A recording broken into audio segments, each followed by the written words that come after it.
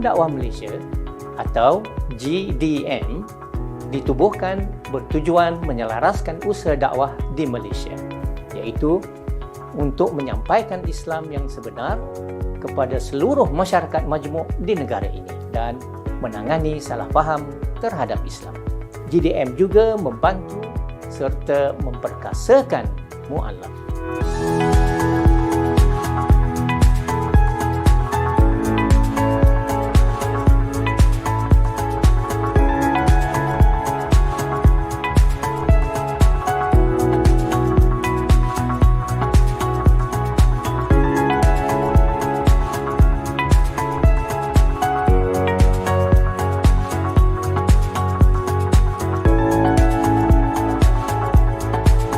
Wawasan GDM.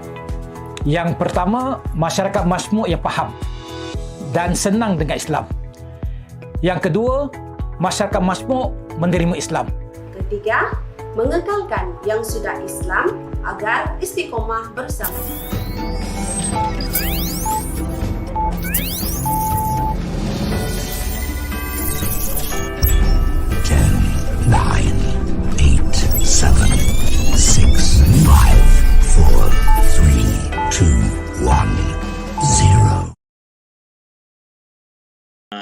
Penonton ataupun yang berada bersama dengan kita pada hari ini untuk program yang kedua, ya, anjuran Gabungan Dakwah Malaysia. Ketiga lah. Yang ketiga, sorry, yang ni yang ketiga. Ya. Tapi I host kali kedua. So apa namanya? Di bawah Gabungan Dakwah Malaysia Cawangan Negeri Perak, dengan hari ini sebuah diskusi yang saya kira agak berfalsafah kepada semua dan agak terperanjat juga saya di peringkat awal, sebab ingatkan mungkin satu kolom je sebenarnya, mungkin satu page je, rupanya dah sampai 3 dah, kena selak sampai ke 3. Alangkah ramainya pada hari ini, tahniah dan terima kasih saya ucapkan sekali lagi kepada semua. Dan insya-Allah hari ini tajuk yang akan kita bawakan bersama dalam perbincangan kita pada hari ini adalah globalisasi ataupun globalism menentang nasionalisme. Globalism versus nasionalisme. Yang mana yang patut didahulukan dan yang mana yang patut dikemudiankan. Mana yang lebih utama, mana yang tidak diutamakan. Pada hari ini kita akan discuss dan pada hari ini kita akan berdiskusi. Bukanlah dalam bentuk kuliah sahaja, yang di mana tuan speaker kita iaitu XIFU NASER yang akan membicarakan soal globalisasi dan nasionalisasi ini, bukanlah hanya beliau berbicara berseorangan, tetapi ia adalah berbentuk diskusi. InsyaAllah saya kira mungkin XIFU NASER akan berkongsi iaitu link untuk blogspot untuk perbincangan kita pada malam ini kepada semua, dan supaya kita semua lebih faham akan apa yang dibawakan dalam perbincangan kita pada malam ini. Dan kepada semua yang berada pada hari ini untuk bertanyakan soalan kepada tuan speaker kita, bolehlah dinyatakan di ruangan komen ataupun boleh mengangkat tangan pada sesi di mana ketika tuan speaker kita membenarkan untuk bertanya soalan lah. Dan kita galakkan sebanyak mungkin sebenarnya. Sebanyak mungkin soalan supaya perbincangan ini menjadi lebih berinformasi dan bukan sahaja menjadi perbincangan informasi hanya pada satu hala sahaja. Jadi mengambil intro ataupun mengambil iktibar daripada apa yang telah XIFU NASER nyatakan sebelum ini, iaitu berkenaan dengan tajuk kita pada hari ini, iaitu Globalism versus Nasionalisme, yang dengan mengambil iktibar daripada perang talas yang pernah berlaku pada tahun 751 antara tentera Abbasiyah dan tentera China.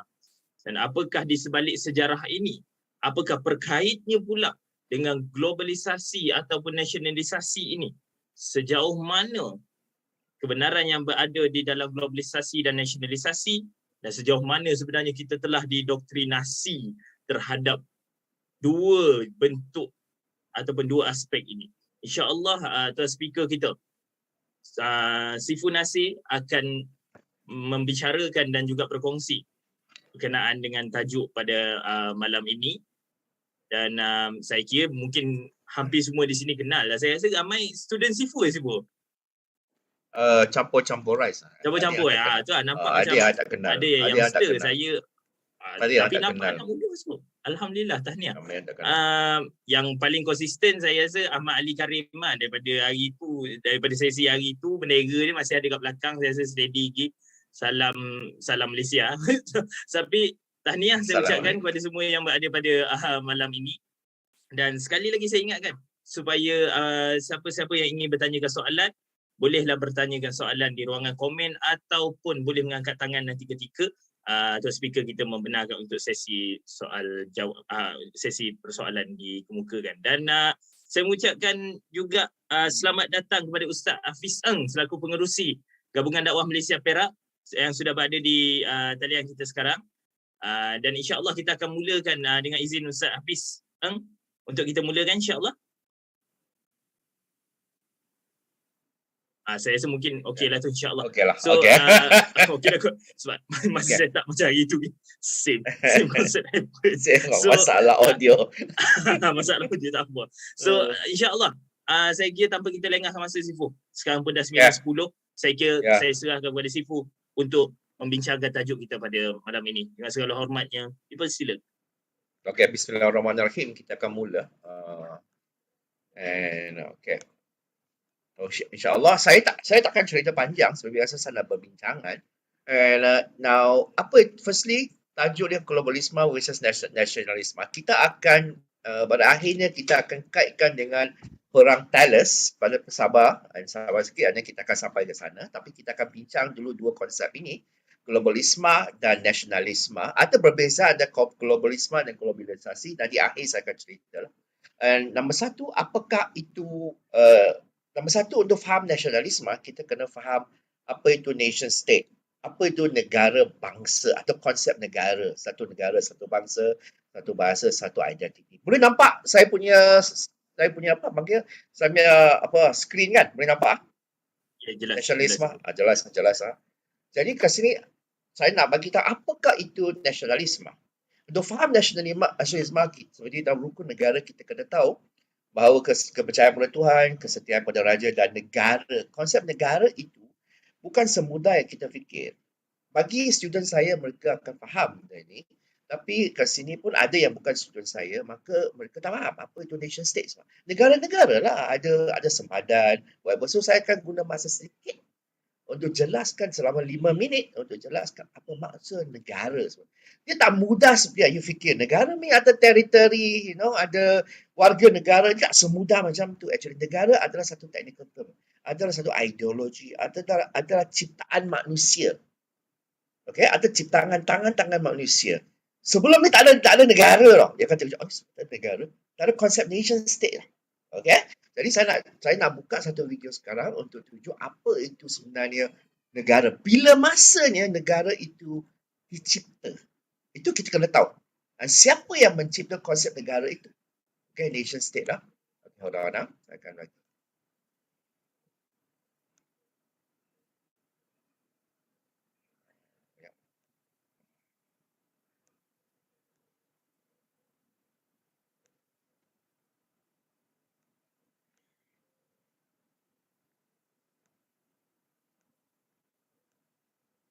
Okay. Yang ini saya akan bincang sedikit aja, beberapa minit, apa itu negara. Saya takkan bincang panjang, tapi hopefully dapat dengar suara dia. Kalau tak ada suara dia, at least tengok dia punya subtitle dia. Alright. Ini adalah Profesor Lawrence, dia profesor dalam political science di Amerika. Dia akan cerita apakah itu sebenarnya nation state, negara nasionalisme. Macam kan negara Singapura, negara Malaysia, negara Indonesia, negara Amerika, okay? Now, alright. Apakah itu negara? Kalau tak boleh dengar, tolong beritahu ya. Today we'll examine the meaning of these two great changes. The first thing to recognize about nationalism is that nationalism is modern. Okay. Boleh dengar kan suara? Boleh dengar nampak perkataan tak? Boleh. Okay. Nationalism is modern. Maksudnya, sebelum the modern period maksudnya kurun ke-17, 18, kurun ke-18 lah, 18, 19 lah. Dia baru aja 200 tahun yang lalu macam tu. 200 ke 300 tahun yang lalu. Sebelum tu tak ada konsep nation state, tak ada konsep negara. Tak ada. Kamu tidak boleh mengatakan Tang Dynasty, negara Tang. Tak boleh. Ataupun Khilafah Osmaniyah, negara Osmaniyah atau negara Umayyah. Tak boleh. Tak boleh. Okay? So ini adalah konsep baru. Modern. Alright. It's not ancient or medieval. Yes, humans since time immemorial have lived in groups sharing a common culture, religion, ethnicity, or race. But those were not states.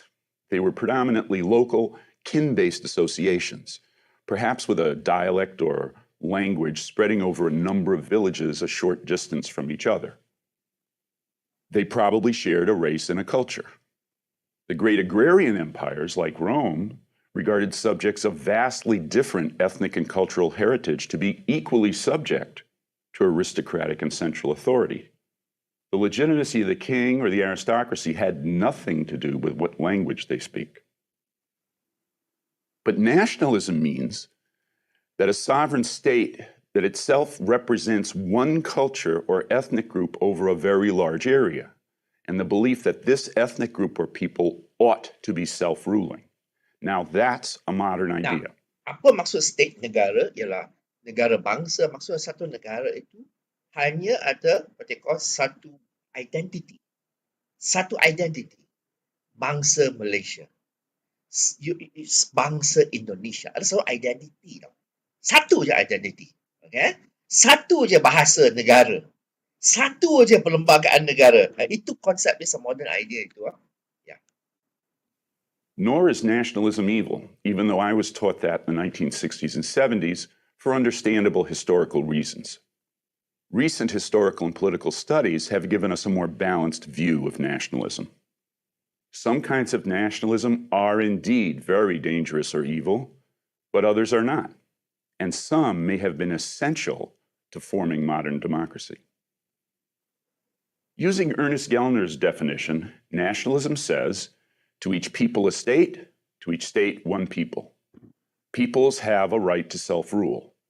That doesn't mean democracy, just that government, in order to be legitimate, has to share and express the culture of the people, of the nation. This is not how primitive societies, ancient empires, or medieval kingdoms were organized. In feudal times, the legitimacies of the ruler's power over you had nothing to do with him or her sharing your language or ethnicity. Now, nationalism is historically connected with national self-rule. To say that, for example, it's wrong for Algerians to be ruled or colonized by the French because Algerians should rule themselves, to say that is nationalist. In fact, when Woodrow Wilson at the end of World War I insisted on breaking up colonial empires, he was being a democratic nationalist. The two can easily go together. And that's no surprise. In feudal society, an aristocratic French speaker had far more in common with an aristocratic German speaker than with a French peasant. You can see this, for example, in Jean Renoir's classic film, Grand Illusion, which studies the remnants of this attitude in World War I. And indeed, aristocrats and royalty married across cultural lines all the time, while they would never consider marrying a commoner, which would be more like marrying out of your species.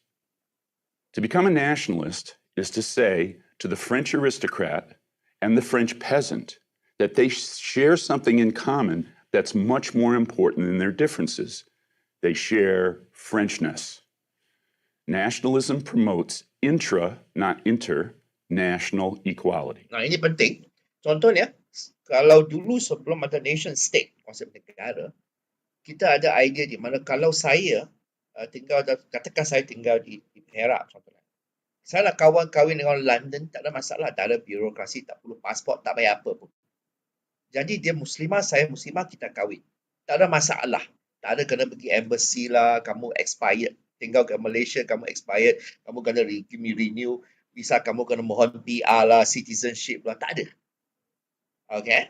And kita macam saya kahwin Muslimah di London, saya di Perak, okay. Kita tak ada nampak dia adalah foreigner. Tak nampak dia sebagai foreigner. Saya anggap dia dan saya adalah sama. Tapi bila nasionalis sama, saya melihat Bangladeshi, saya melihat Indonesia, saya melihat Muslimah di Palestin sebagai foreigner, orang asing. Seolah-olah tiada apa-apa bersamaan I dengan dia, seolah-olah. Tetapi bila saya melihat mungkin seorang Hindu, seorang Kristian di negara Malaysia, saya mengingat sama-sama adalah Malaysian. So, ada bersamaan walaupun berbeza agama. Okay? Itu dia punya what the point is making lah, tapi I put in a different way lah. Sikit lagi. Notice also that nationalism goes along with centralized rule, or with the modern state or nation state. It requires literacy and widespread education, because the people over a large region must now know that they share a history and probably a literature. It is unifying and centralizing. Now, this is a permanent problem, because dispersed ethnicities and tiny local ethnic groups tend to be left without states as big regional linguistic groups unify into nation states. Nationalism requires convincing far-flung, local dialect-speaking peasants and merchants that they share one culture and one cultural history with millions of people extended over a large region. You're all German or American or English or French, and your loyalty to each other and to the government is based on that. You can see how standardized national education would fit into this project. And crucially important. Okay. You see, ini kita melihat nasionalisme maksudnya konsep negara.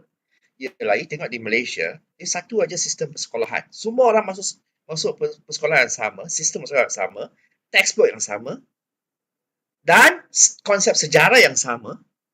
Okay? Bila sebut Tunku Abdul Rahman, semua tahu siapakah dia. Okay? Kalau nak sebut Lee Kuan Yew, mungkin ada orang tak tahu. Okay? Even janganlah sebut Lee Kuan Yew. So, Muhammad Al-Fatih, siapa dia? Walaupun dia khalifah hebat, siapa dia? Ramai tak tahu. So, itu dia. Dia mesti fokus pada, contohnya sistem persekolahan, sama je. Okay? Bahasa negara, bahasa kepala, sama je. That is nasionalisme. Itu konsep nation state. Hanya berlaku 300 tahun yang lalu dan dicipta di barat. Okay? Must be clear. Okay. Soalan saya ialah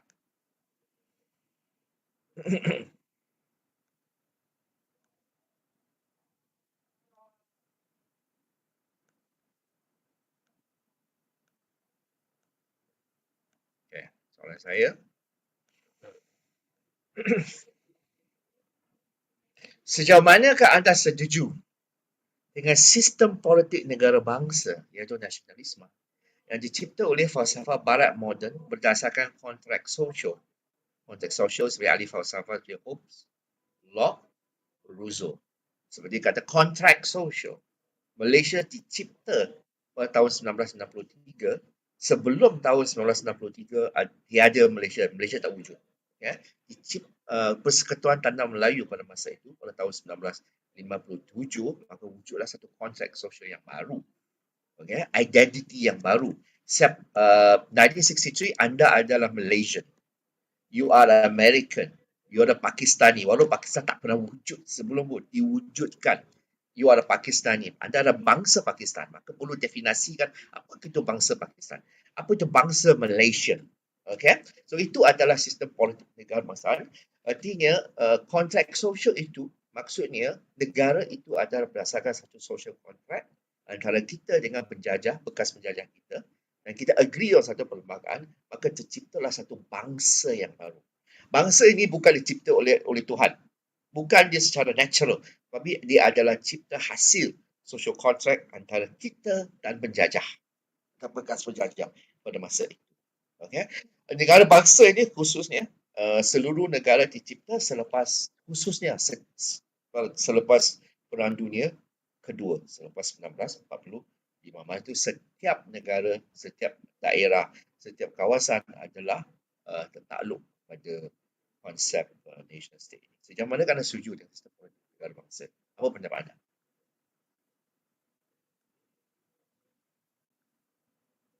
Boleh bagi komen. Anyone?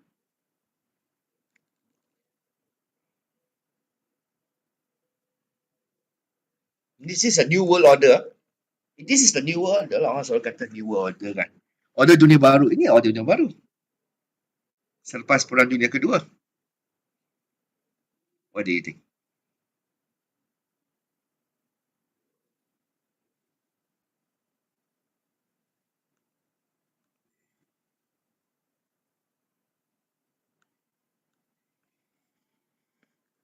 Anyone?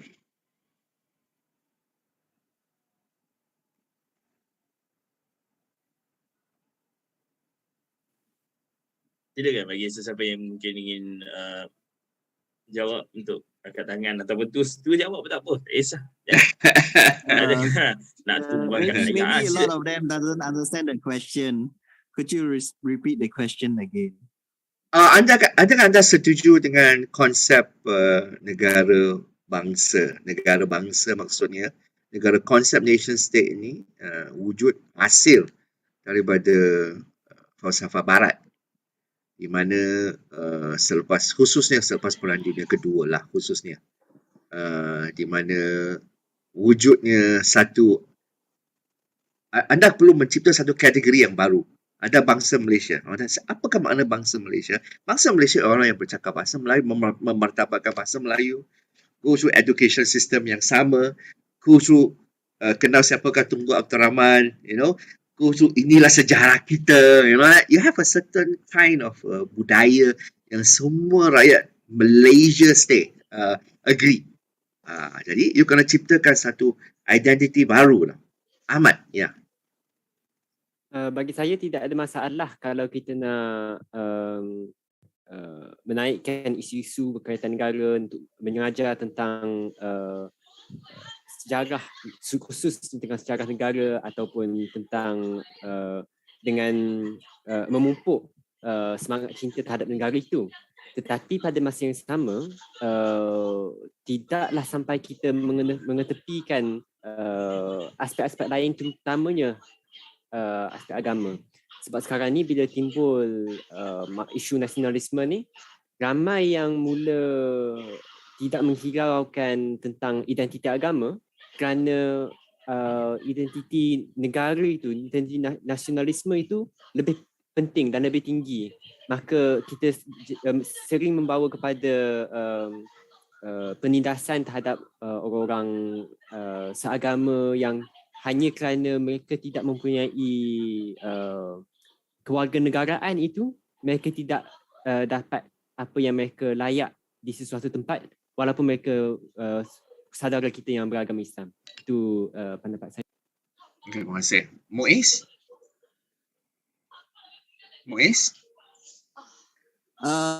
Bagi saya, pendapat saya, actually kita yang lahir pada tahun after 80-an di Swana, after 80 onwards lah, kita telah diprogram actually. We have learned the same history, the same adab, and then the same thing for all the way long, But apabila kita ditanyakan, adakah kita setuju dengan apa yang kita belajar selama ini? I was like, okay. So when you brought up this issue, I was like, okay. Is this the nationalism that we wanted and we fight for? Is this the freedom that indeed that we really survive for? But to call on to religious and the state of the religious and the state of bangsa, it play a main role actually, a main role. It's very important to see that who is our leader and those people who lead us, or otherwise it will be divert into another thing. That's my opinion. Thank you. Yes. Sekarang sudah tercipta satu bangsa, bukan sahaja bangsa Melayu, bangsa Cina, bangsa India, bangsa Kadasan, tidak, bangsa ibadah. Sekarang ada bangsa Malaysia. Jadi sekarang that is nation state. Kita terpaksa mencipta satu social contract yang akan mendefinisikan identiti bangsa yang kita cipta ni, yang baru. Daniel. Okay, Assalamualaikum. Assalamualaikum. My name is Muhammad Daniel Koyum. So pada saya, bersetuju atau tidak itu bergantung pada diri masing-masing lah. Tapi untuk saya, setuju tu kita setuju tapi kurang setuju. Sebab apa? Kita boleh terima kita cakap dia satu negara. Sebab yes, kita duduk dekat negara Malaysia. And satu identiti kita boleh terima sebab kita yang sama. Tapi untuk satu bahasa ataupun satu bangsa tu kurang terima sebab apa? Mungkin satu bahasa kita boleh guna, contoh bahasa Melayu. Kita boleh guna untuk majlis-majlis formal. Semua rakyat Melayu Cina India perlu menggunakan bahasa Melayu. Tapi kita tidak boleh buang bahasa Mandarin dan bahasa Tamil tersebut. Jadi pada saya, kita boleh terimalah nasionalisme ni, tapi kita kena tengok juga pada semua aspek. Okey, terima kasih. Okey, saya nanti saya akan buka balik soalan. Amalia tak payah turunkan tangannya. Soalan yang seterusnya ada kaitan dengan soalan ini ya. Tunggu ya. Okey, soalan yang seterusnya. Apa pendapat anda? Kalau Mahkamah Tinggi telah memutuskan keabsahan sekolah vernacular, MAPIM Gabana dan ISMA sedang mencabar keputusan mahkamah dengan hujani bahawa sekolah vernacular Cina atau Tamil menerima dana awam. Dana awam. Maka ia semestinya adalah institusi awam. Okey? Ini yang kita bercanggah dengan kedudukan bahasa Melayu sebagai bahasa kebangsaan yang mesti digunakan untuk semua tujuan rasmi. Dia bukan sekolah Cina, bukan sekolah private. Dia adalah sekolah awam. So, dia mengapa benarkan vernacular patut tutup semua menjadikan satu aliran. Kan? So, bagaimana? Bahasa Melayu mesti menjadi bahasa pengantar dan sekolah Cina mesti ditutup. Apa pendapat anda? Adakah anda setuju? Itu adalah konsep negara bangsa di mana hanya semua orang kena fasih satu bahasa. Yang lain bolehlah. You bolehlah. Secara secondary ya.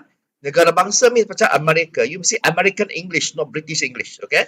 Kalau di Britain, British English, macam tu lah. Dia ada satu. Kalau Pakistan, Urdu, okay? And so dia perlu ada satu bahasa negara, sistem persekolahan yang sama, satu aliran.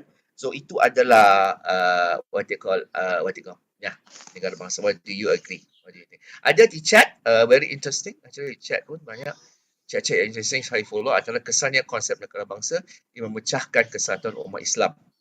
Okay? Dia membezakan antara khilafah is interesting. Di mana kalau kita melihat khilafah Uthmaniyah sebagai contohnya, tiada bahasa Arab tidak dijadikan bahasa negara. Serta konsep negara dia tidak menjadikan bahasa khilafah. Bahasa Turkish pun tidak. Kalau anda Cina, anda berlindung bawah contohnya khilafah Uthmaniyah, anda bebas untuk membuat sekolah vernacular anda sendiri. Silibus lain pun tak apa.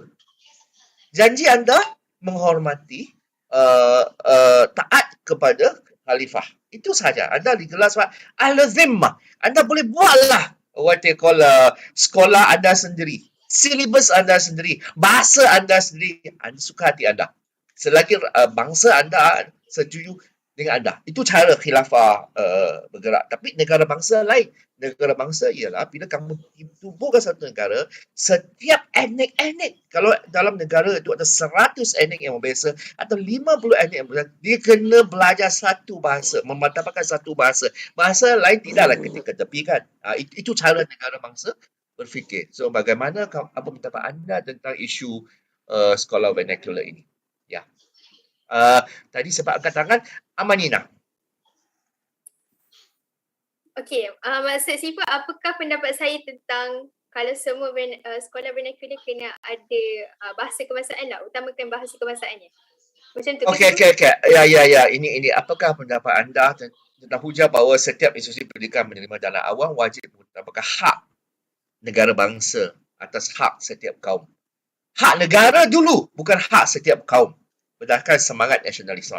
Contohnya bahasa, sekolah vernacular. Hak negara dulu. Bukan hak setiap kaum. Apa pendapat anda? Okey.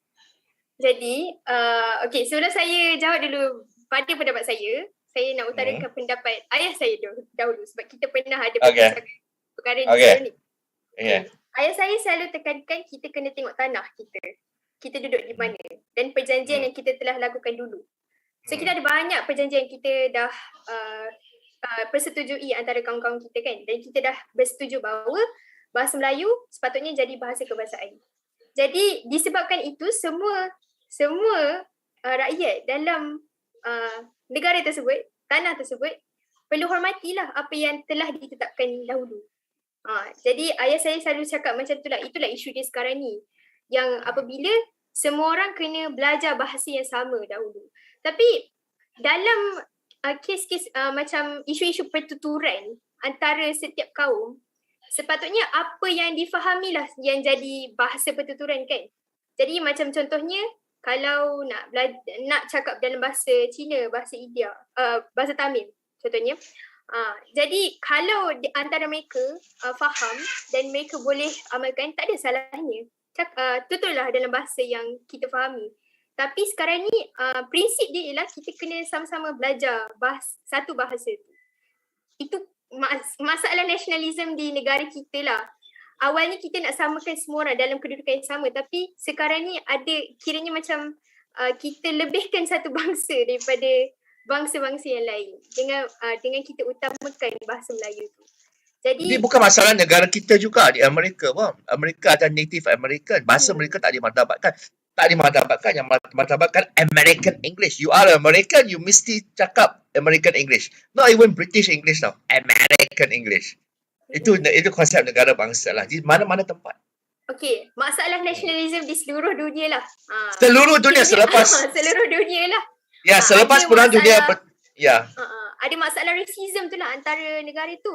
Padahal awal-awalnya dia punya tujuan dia murni. Kita nak samakan semua orang. Tak kisah yang kaya atau yang miskin, kita disatukan dengan identiti satu tu, iaitu bahasa, bangsa dan sebagainya. Jadi bagi saya kalau saya bersetuju dengan pendapat yang semua orang perlu belajar bahasa tersebut, tapi kita tak perlulah merendahkan antara bahasa-bahasa tu.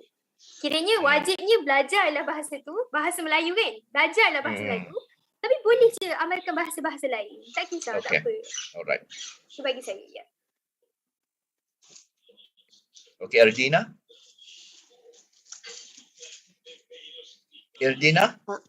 Yes. Yeah. Okay, my name is Erdina Hani.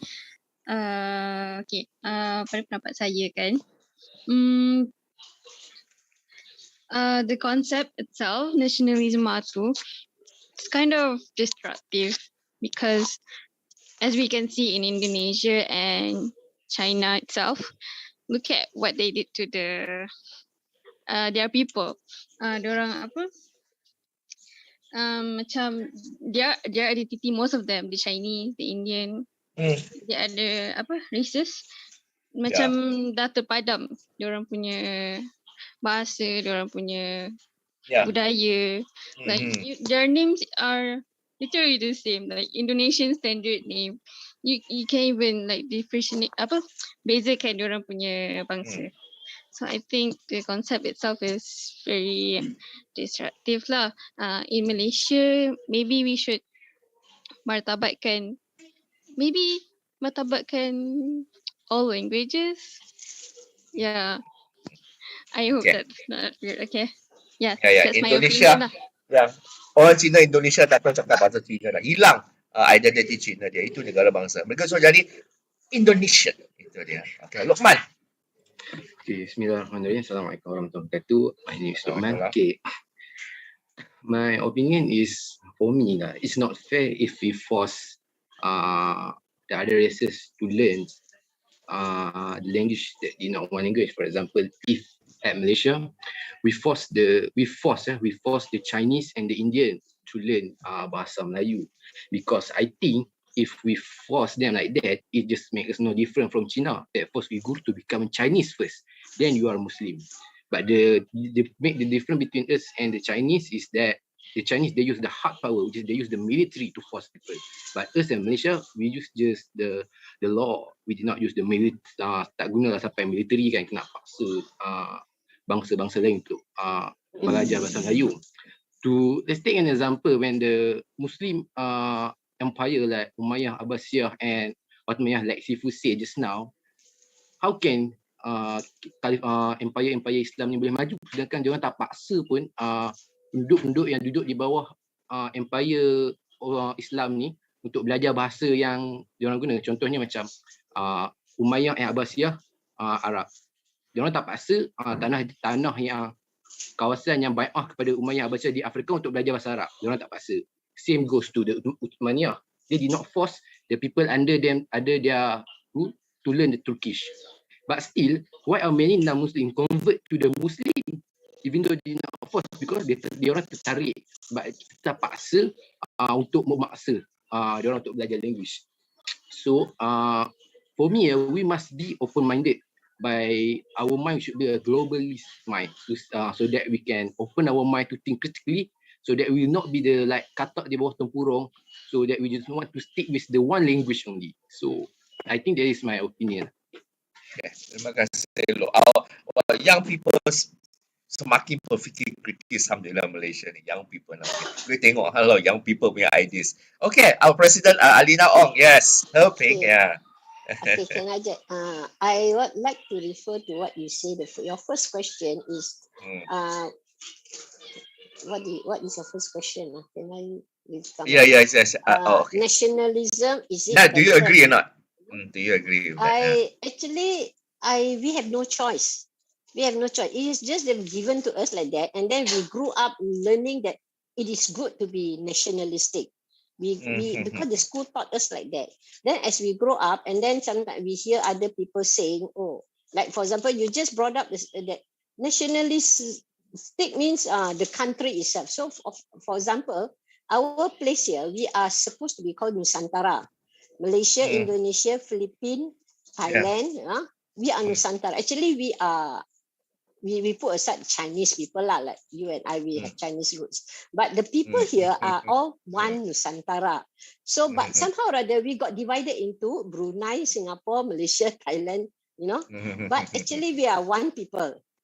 But somehow or other, you can say it's the Western people who put us into different countries. Because when we, let's say 200 years ago or 300 years ago, when the European powers came, we are a big cake that they divide among themselves. So when we want to get our independence, then we become Philippines and all this country. So it is something, the idea of nationalistic is imposed on us without us realizing. It's imposed on our forefathers, in fact. So this now you're bringing a new concept of globalization. Means we must feel for our own people across the globe. Either we are fellow Muslims, or for example, we are fellow Chinese. For example, we can feel for those in Taiwan, Hong Kong, China, because we come from the same roots, right? But that is not the idea that is being taught to us right now. What is being taught to us is to feel that you are Malaysian, think Malaysian, speak Malay. It's more or less like that lah, right? Not. So that's what you are. Then your second question is, should the government give money to the child sekolah Cina, right? Well, we are practicing it. What the government does give, because we are a multicultural country. We declare ourselves a multicultural country. But on top of it, the irony is that we tell ourselves is Malaysia. We are Malaysia, bangsa Malaysia. But they already changed already. We are bangsa Malaysia, but kaum Cina, kaum Melayu, kaum India, they use the word kaum instead of bangsa already now. Last time they say, you bangsa Cina. Now the Dewan Bahasa already changed the word bangsa to kaum already. Right not? So we are bangsa Malaysia, tapi kaum Cina. So that's how they categorize. Actually, it's a matter of categorizing. How you want to categorize? This is what happening to China juga. Yeah, this is happening to China juga. China is bangsa Cina means those who speak Mandarin, memartabatkan Mandarin, tapi Cantonese become just a dialect. Sedangkan itu satu bahasa itself. That is the thing also. Shi Okay. is the one who started one bahasa for the whole China. Yeah, That Shi Huangdi, in- that's the thing. unify. Yeah. That's in a way In term- unify the whole China. Yeah. He's the one who started it also. All right. But he doesn't start Mandarin lah. Such as just the what they call the writing. One But character. the press, Yes. yeah, one character, but the Ah. pronunciation is different. Different. Kan? Yes. Tapi- Correct. Yeah, different. But because of nation state, kan, they impose Mandarin on everyone. Even that's why Xinjiang is suffering now. Impose the Chinese identity on the Uyghur and so on. Kan? Okay, Correct. thanks a lot. Okay, now we go for the next question. Next question is jangan turun tangan tu, jangan turun. Next question ada kaitan juga. Okay, definitely. And hold on. The next question is very, very crucial for us as Malaysian. As Malaysian, I'm talking about the Sarawak, the MA63, Malaysian Agreement 1963. Very, very important. Di mana pada bulan Disember 2021, mungkin some of you do not realise that, Parlimen sudah mengembalikan perjanjian Malaysia 1963 kepada Sabah Sarawak, and maka ia bukan lagi negeri. Now you cannot say negeri Sabah, negeri Sarawak anymore, tetapi ia adalah persekutu kepada semenanjung Malaysia. Wilayah Sabah, wilayah Sarawak, and it's no longer negeri. This means that gelaran Ketua Menteri digantikan dengan Premier yang bermakna Perdana. There's no more Ketua Menteri now. It's Premier. Sudah lulus dah. Okay? And baru-baru ni Premier. And now ini ada berkaitan dengan satu isu juga. Banyak-banyak isu yang membawa kepada perkara ini tau. MA63 semakin kuat. Ialah NGO seperti Isma Perkasa telah demand untuk haramkan bukan Muslim dari menggunakan kalimah Allah. Penganut agama Kristian telah menggunakan kalimah Allah sejak sebelum penubuhan Muslim Malaysia. Dan salah satu hujah NGO ni ialah walaupun tak pernah berlaku dalam sejarah Islam keseluruhannya, khilafah atau negara lain mengharamkan bukan Muslim untuk menggunakan kalimah Allah, tak pernah berlaku dalam sejarah. Malaysia is the first country yang mengharamkan, yang cuba mengharamkan non-Muslim guna kalimah Allah. Malaysia adalah nation yang mempunyai worldview, bahasa, budaya tersendiri dan perlu kepada pengharaman. So kita bezakan Malaysia daripada ulama-ulama lain. Malaysia is special. Malaysia ada nation, ada budaya sendiri. Itu dia, nation state dia kena tunjukkan keistimewaan diri, kelainan nation state anda. So walaupun tiada satu khilafah mengharamkan orang Kristian guna kalimah Allah sejak zaman Nabi SAW, Malaysia adalah unik, maka perlu haramkan. Tetapi to be fair, Mahkamah Tinggi telah membenarkan Kristian menggunakan kalimah Allah untuk tujuan keagamaan dan pendidikan. It's very controversial. Very, very controversial. Jadi, isu sekarang is that dia telah membangkitkan kemarahan Sabah Sarawak. Ini salah satu daripada ini. Orang Sabah Sarawak sudah realise that kita pun ada identiti kita sendiri. We are partners to Malaysia, and Ketua Menteri dia memang very, very direct bercakap bahawa what they call, kita tidak boleh, kita ada multicultural, kalimah Allah sebelum tertubuhnya Malaysia, maka tiba-tiba wujud bangsa, identiti bangsa Malaysia, maka semua orang kena follow identiti ini. Orang yang selama orang Kristian menggunakan kalimah Allah terpaksa tukar kepada Tuhan yang lain. Apakah itu maksudnya? So ini memwujudkan banyak ketidakpuasan. Ada Sabah Sarawak dan mereka alhamdulillah demand MA63 dan tahun lepas Disember sudah diluluskan di Parlimen. What they call, mereka no longer negeri. Itu perkembangan yang sangat-sangat what they call, yang kita Malaysian perlu muhasabah diri balik supaya menyatukan.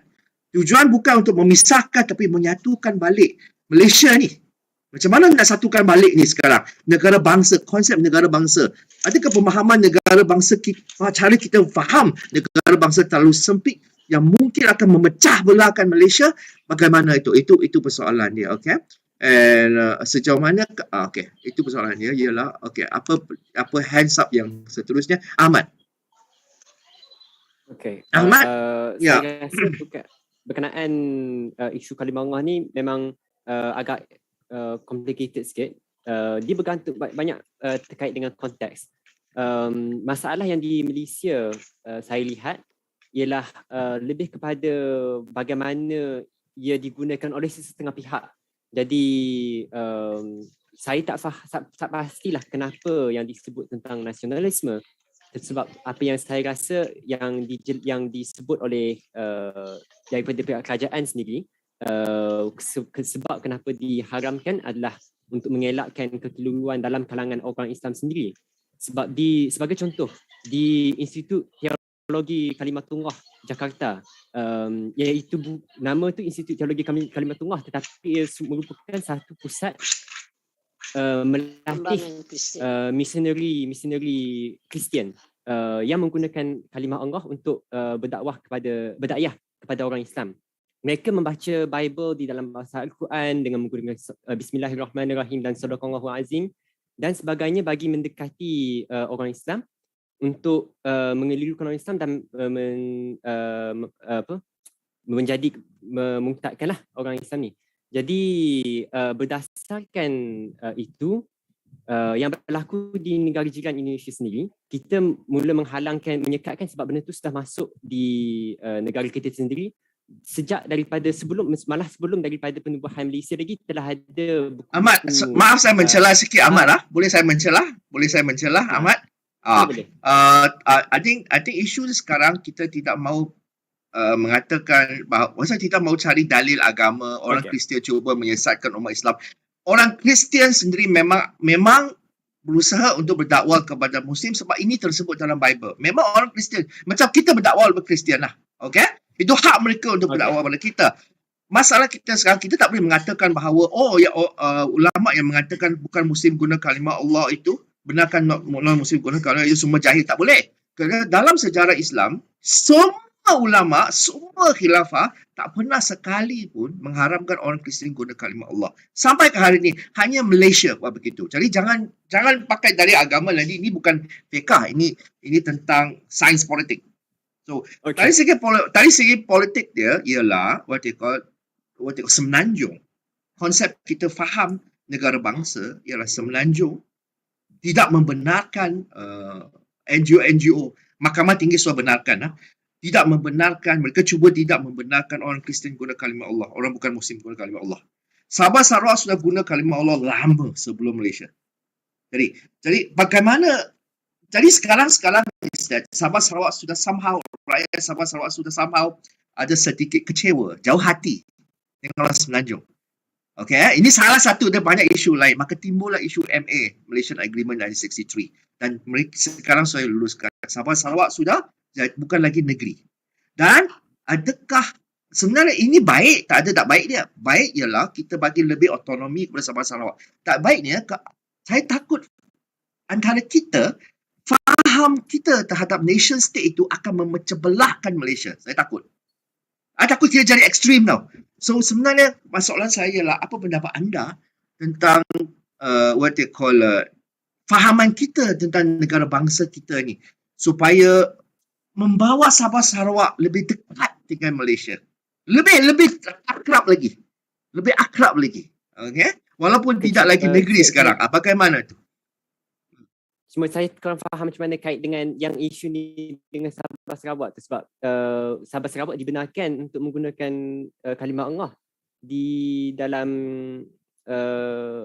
kes dahulu di mahkamah. Okey, tak sepatutnya isu ini ditimbulkan.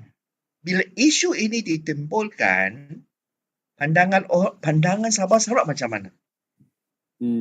Itu dia. Pandangan mereka terhadap cara kita faham Islam, cara orang Semenanjung faham Islam, bagaimana? Dia kena faham. Jadi, trust tu sangat penting untuk rapatkan hubungan trust itu, kepercayaan itu. Mengapa nak bangkitkan isu ini? Nampak? Itu dia. Ya. What's your opinion? Bagaimana? Okay. Ini baru satu isu. Saya memang tak setujulah meletakkan kalimah Allah itu sebagai satu isu nasionalisme sebab bagi saya bukan isu nasionalisme. Jadi memang salahlah untuk nak meletakkan perbezaan di maknanya kita ni kebangsaan kita ni cara lain dengan kalimah Allah, bangsa lain dengan cara lain dengan kalimah Allah. Itu memang tidak sesuai lah untuk pada pendapat saya. Okey, nanti kita akan melihat India pula dan Perancis yang akan interesting. Jadi kan nampak negara bangsa mungkin lebih jelas lagi persoalan dia lah. Okay, Danisha. I think it's like not It's not like the rational thing to do. I mean, in Islam, it's a simple thing. Islam is agama yang mudah, but we are making it complicated, and we are like having this distinction in what macam this bangsa have to tak boleh sebut this kalimah, and this bangsa tak boleh sebut this kalimah. We are actually making it difficult, and then we are like, we are not respecting them, because if we want to people, like perceive Islam in a good way, then Islam is flexible, then we shouldn't do this thing. These things like not relevant to bangkitkan isu ni. So I think, why we are making something that is easy become even more complicated. So that's my point. Okay, alright. Husairi. Okay, Assalamualaikum warahmatullahi wabarakatuh. Saya punya pandangan untuk keseluruhan isu-isu berkaitan dengan nasionalisme, berkaitan dengan vernacular, berkaitan dengan pengharaman penggunaan kalimah Allah ni. Kalau kita melihat realiti yang berlaku di Malaysia ni, kebanyakan isu-isu yang berlaku di negara kita ni dia tak lari daripada pengaruh-pengaruh politik negara, sama ada isu-isu yang dimainkan oleh parti-parti politik.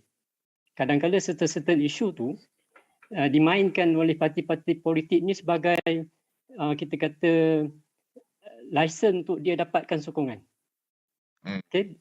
Kalau tengoklah, kalau parti yang berasaskan nasionalis, parti yang berasaskan agama, parti yang berasaskan perkauman, masing-masing ada dia punya kepentingan untuk menjaga dia punya perjuangan dia.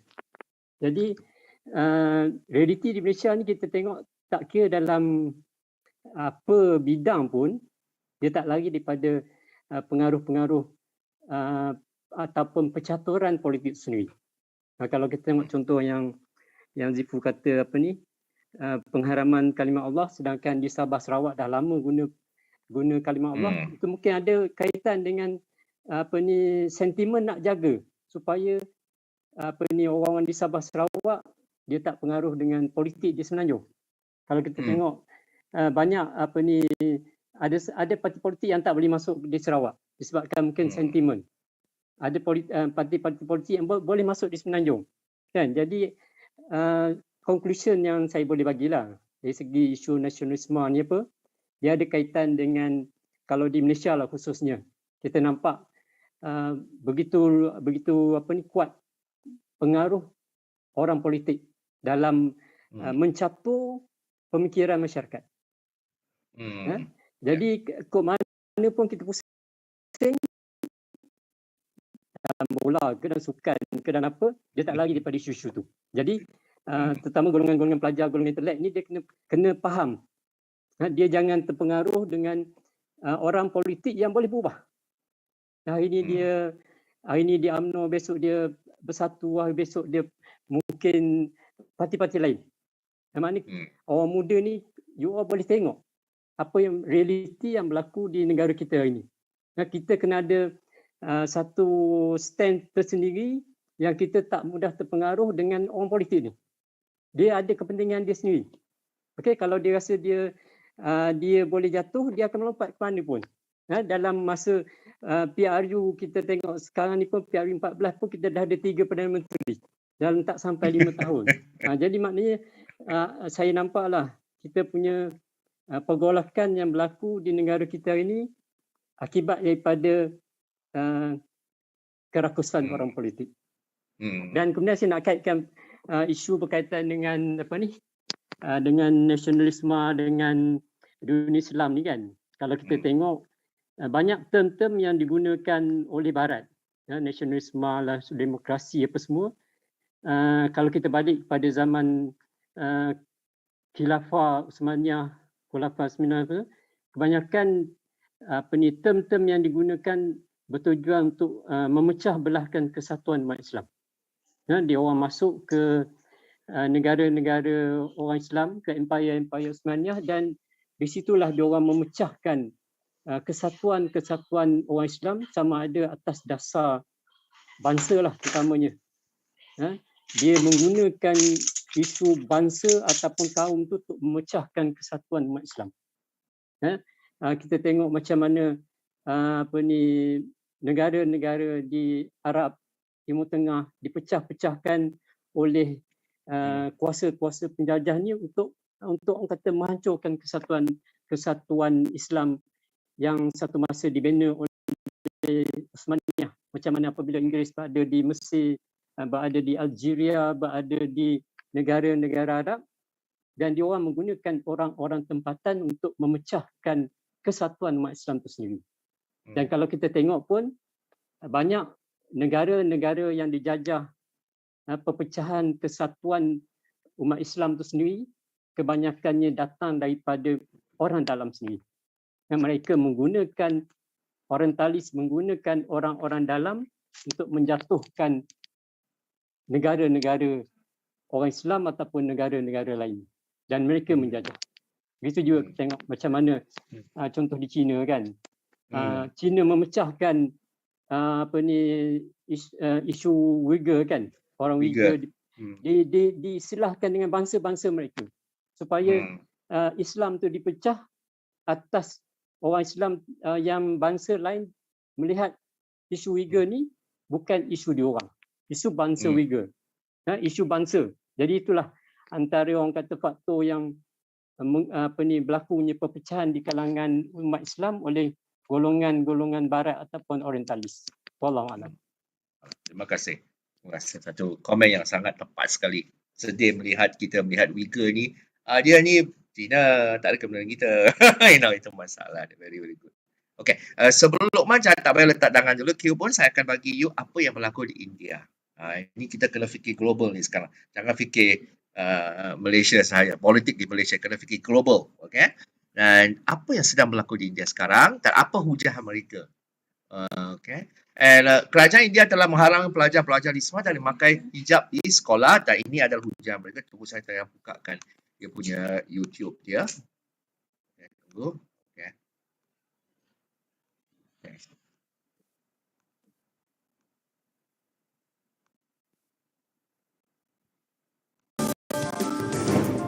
Debate. Maria is on the debate. She'll debate with Subrashta. Maria, my question to you. I'm asking a very few questions today. Maria, Subrashta is debating with you. And my question to you, see, Maria, this was not an issue for 37 years. Karnataka's Udupi College principal, Rudre Gowda, has said there was no demand for hijabs for 37 years. And this has now been engineered with the help of the Campus Front, which is a student wing of the Popular Front. The same Popular Front accused of chopping off people's hands. Okay. Now, my question is, it was not there for 37 years. It has suddenly started right now. Okay. Do people like you not even respect the courts of the country? What are these protests going on? Please don't start with you. Why are you disrupting normal life? Why are you threatening people? No. I mean those people who are trying to create disruptions.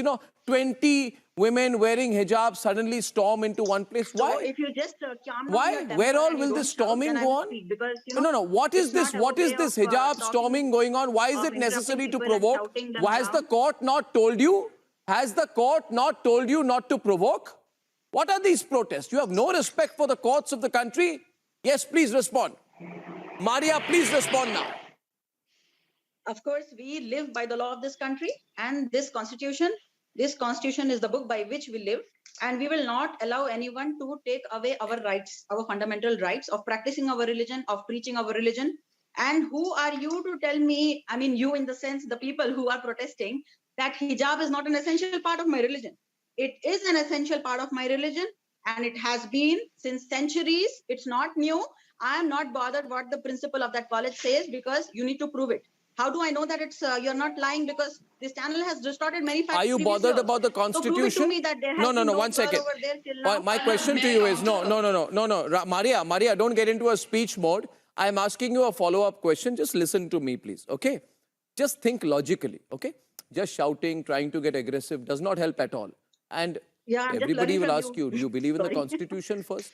Is it constitution first or religion first for you? Is it constitution first or For religion me, first? the religion. Tell me. For me, the religion is first, and my religion orders me to respect the So there constitution that and obey explain. the You laws said of the land. religion first, constitution next. Okay, that's a good starting point for a debate. You say, Subrashta, she says, for me it's religion first and constitution second. So if I were to follow up and ask you, is it religion first or nation first for you? Tell me further, Maria. Is it religion first or nation first? It is my religion which asked me to be loyal to my nation. It is my religion which asked me to die for my nation. No, don't. For me, Is it the religion that first or I, nation first? It is my religion Is it first, religion which first or teaches me nation the first? I purpose say of my nation life. first. I say nation first. Itulah nasionalisme. Persoalan saya akan tanya juga sama. Sekarang Muslim, sekarang kita tersepit. Di negara-negara di mana kita minority. Kita minority. We are only 15% di India. Okay. Kalau Malaysia, kita boleh kata tutup sekolah Cina. Mahkamah kata jangan. Okay. Ada setengah NGO tutup sekolah Cina. Tutup sekolah Cina. Kerana nation first or bangsa first? Mas Ngayu.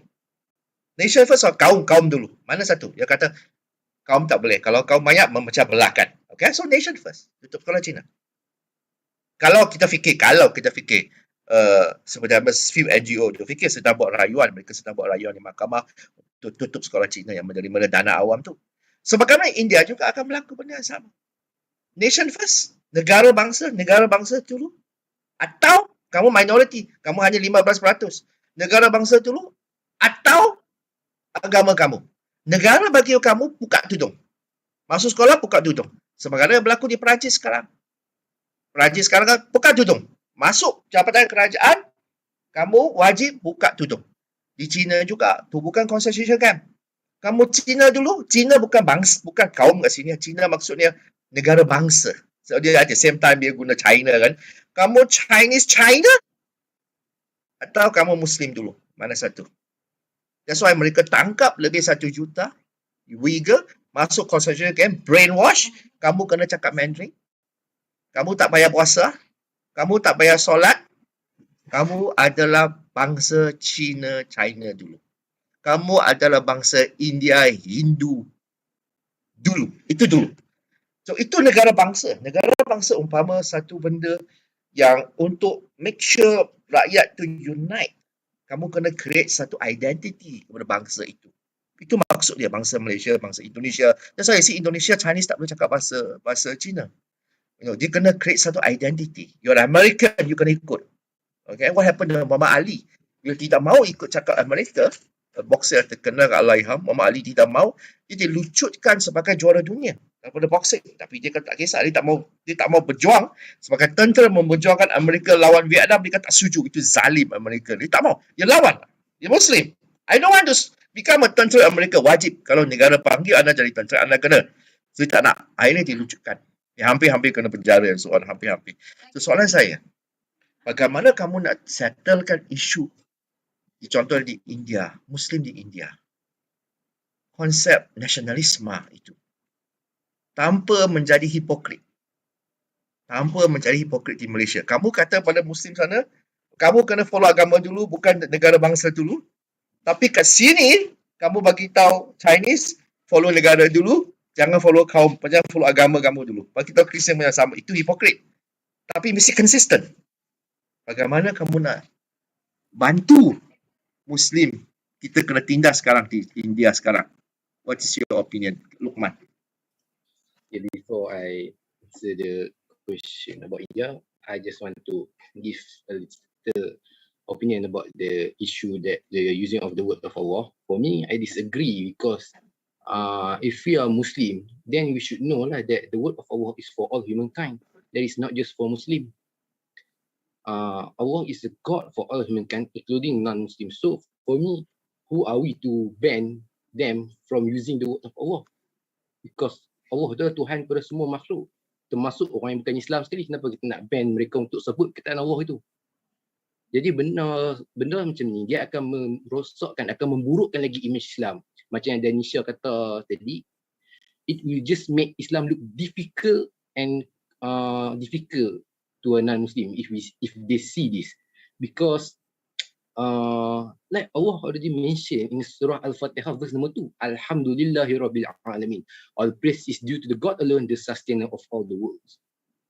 Al-alamin, the worlds. Allah is God for the world. So who are we, the Muslim in Malaysia, to ban them and the Sarawak and Sabah from using the word of Allah? Allah itu juga Tuhan kepada mereka. Kenapa kita nak ban? That is my opinions. And then back to the question about the India. First, I want to say, I think at the West, it is just a propaganda lah, that they say they want to fight for human right.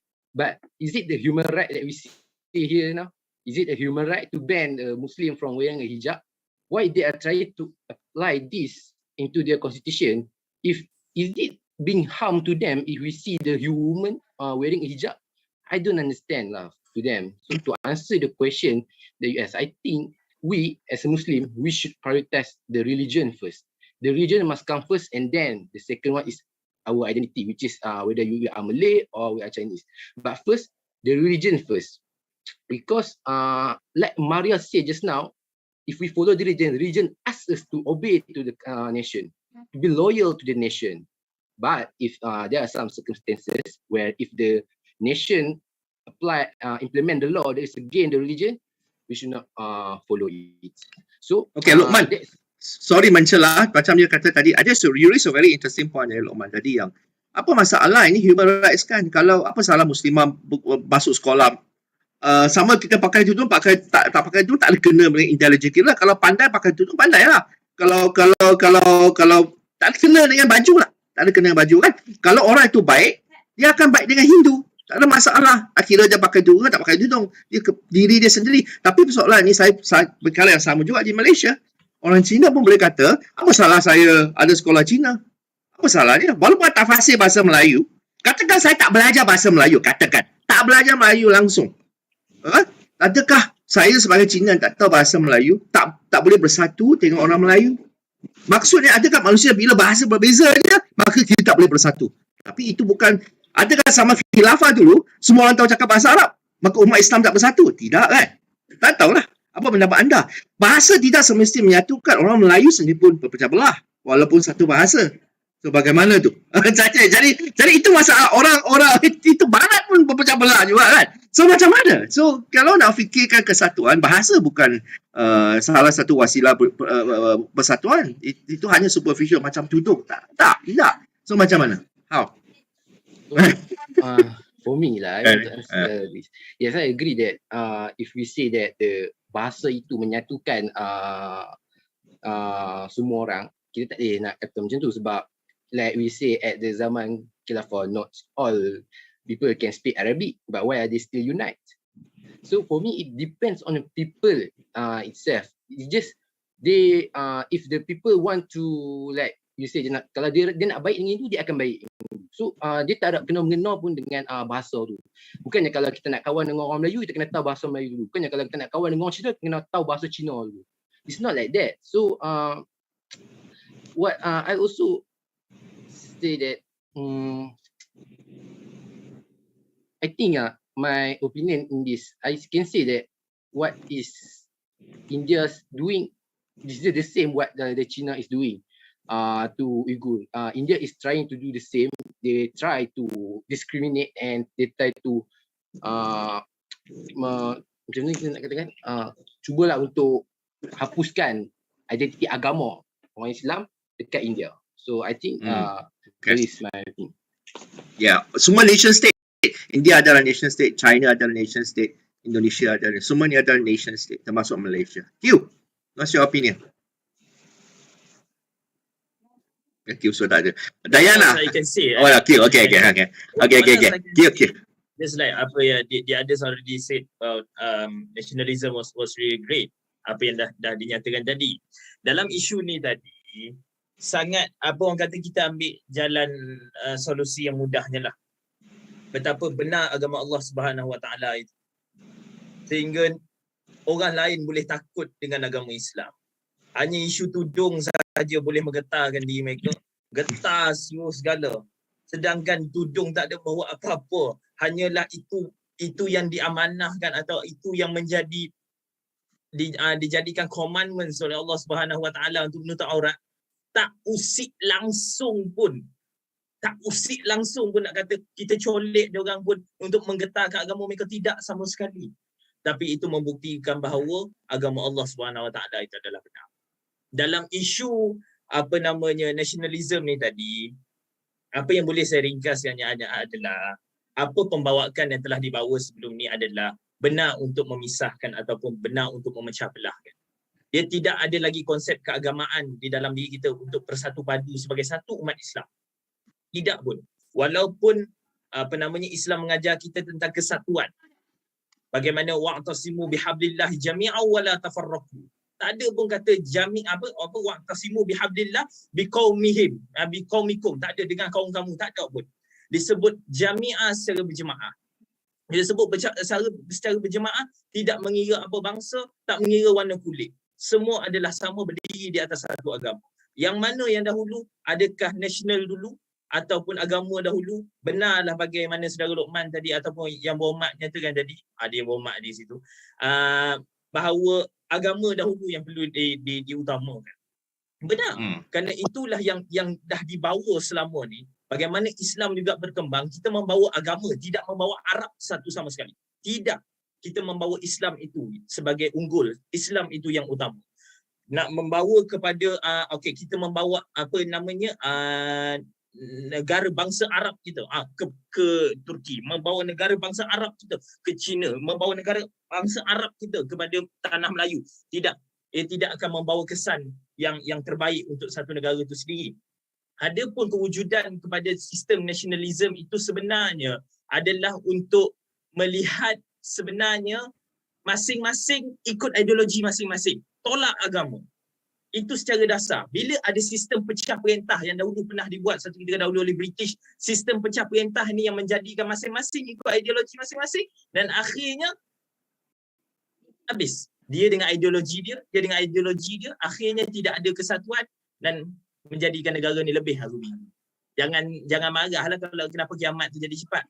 Salah diri kita sendiri. Wallah ta'ala alam. Terima kasih. Janganlah doa kiamat awal. Dayana. Assalamualaikum. Saya nak bercakap pasal isu tudung, isu hijab di India. Kan Maria kata religion first berbanding dengan nation first. Kalau kita ikutkan, India juga satu negara demokrasi. Dalam demokrasi, rakyat dia ada kebebasan. Jadi kita boleh kata sedangkan kalau Maria pilih nation first pun, dia ada hak untuk, dia ada kebebasan untuk dirinya sendiri. Tapi kalau dalam religion first, kalau kita beri pilihan pada dia, kalau contoh dia kata, kalau macam orang yang bertanya tu, kita tanya balik pada dia, nation first atau religion first. Kalau dia jawab religion first dan dia seorang Hindu, dalam agama Hindu pun ada ajaran mukti, iaitu kebebasan, yang berkata kalau nak lepas daripada penderitaan ni, kena berbalik kepada Tuhan. Dia sama je konsep dia dengan Maria tadi. Dia sangat berpegang teguh pada ajaran Islam. Jadi benda ni sepatutnya tidak perlu dijadikan isu lah oleh sini, sebab ajaran setiap agama tu sama. Kalau setiap manusia ada kebebasan. So interesting you raise the issue of berdasarkan pada majority. Okay. Majority yang tentukan apa itu social contract. Apa itu kontrak social yang kita kena patuh. You see?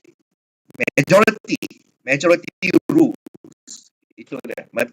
Majority yang perintah. So mesti minority, diam-diam lah. Jangan banyak cakap lah. Dengar cakap majority. Itu dia. Itu social contract kat sana.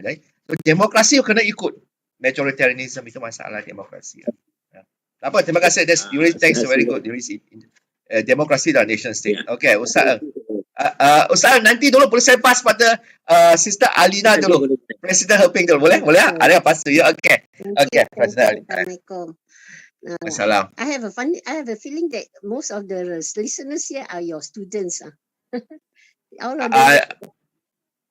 I'm not sure. Some of them I don't know. Some of the names I tak kenal. Yeah, Some of the names I tak kenal. they all look like university students lah. Good lah. Yeah, that's good lah. Okay, what I like to say is bahasa is actually a unification. We cannot tolak terus bahasa as not unification. But everyone can learn more than one bahasa. Because let's say our Malaysia, we use bahasa Melayu as bahasa yang menyatukan. Semua orang haruslah tak kata wajib tu tak tahulah kan. Harus adalah bahasa because it's the lingua franca mah. Also like when we become a Muslim, we have to belajar solat also dalam bahasa Arab. Kita tak boleh solat dalam bahasa Cina kan. So actually the Arabic language is also the lingua franca for Islam. So every Muslim should learn how to recite the Quran in the Arabic script. And then in the Middle East lah, katalah I have one Algerian friend lah. Dia kata dia punya negara, dia belajar Arabic as a bahasa for their Islamic, so they speak Arab for Islamic knowledge, and they have their own Algerian punya local language, and on top of that they also belajar French. So because Algeria is being conquered by France mah, yeah. So it's like that lah. Bahasa is actually is a unification lah. But it doesn't mean that if you have to belajar bahasa Melayu, kita kena tutup semua sekolah Cina, sekolah Tamil, tak boleh lah. Because our country memang ada multicultural. So there should be a freedom of learning. Any language that is your ethnic language, we learn lah. Macam itulah. That's what my opinion is. Ya, jangan be moderate lah, be moderate. Kita tak tutup sekolah Cina. Kita hanya wajibkan belajar bahasa Melayu aja. Itu aja kan. Betul, itu je wajibkan bahasa Melayu, tapi tak boleh tutup sekolah Cina, up to them lah. Dan now sekolah Cina belajar bahasa, even budak sekolah Cina lagi pandai bahasa Malaysia dia. Namanya betul-betul nak belajar kan. Ini Malaysia practice moderation lah. We are not like India or like China. Very moderation. We are moderate. Yeah, not like. We are not like Indonesia jauh sekali ya. Jauh sangat beza. We are very moderate. Okay. Now, Ustaz Hafiz Ng. Ya, ini saya ada dua perkara sahaja yang ingin saya perkongsikan. Pertama sekali dari segi bahasa Melayu.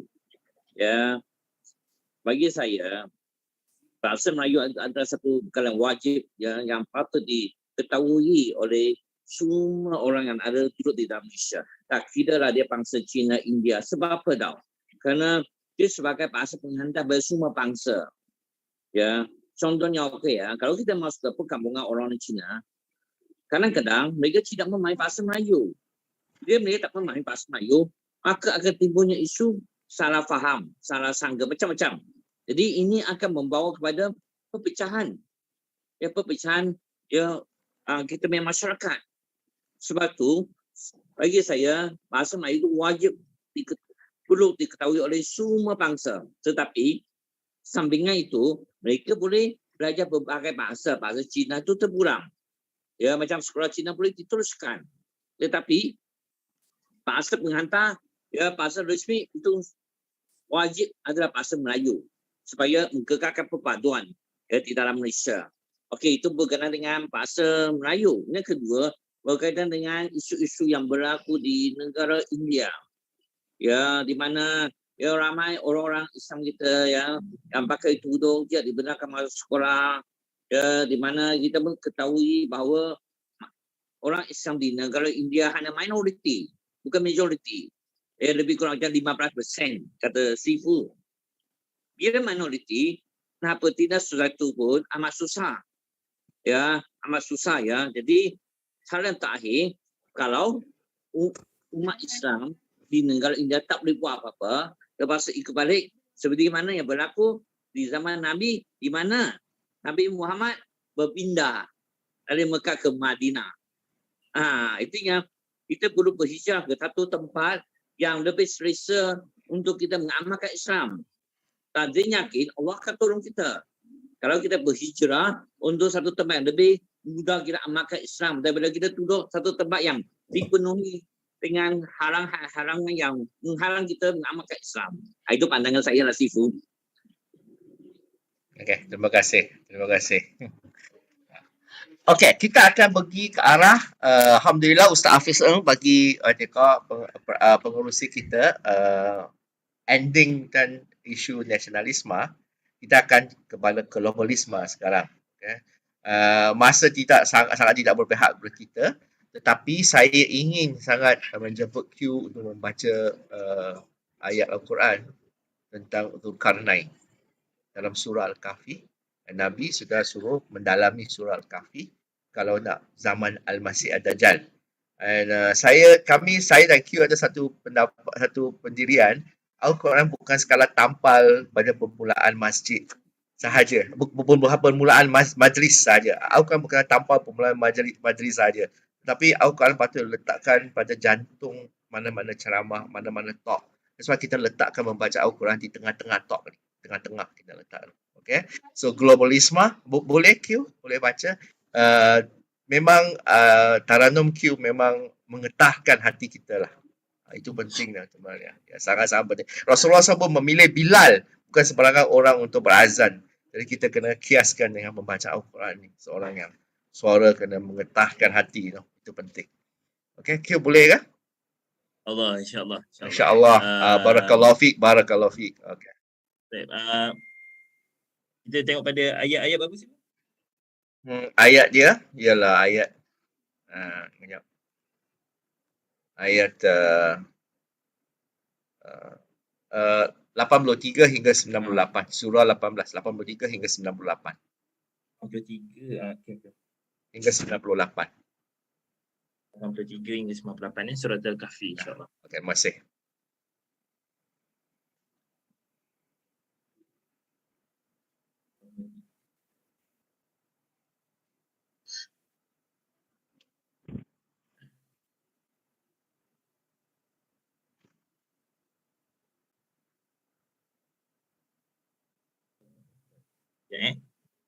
Ada masalah sikit kat sini, Allah.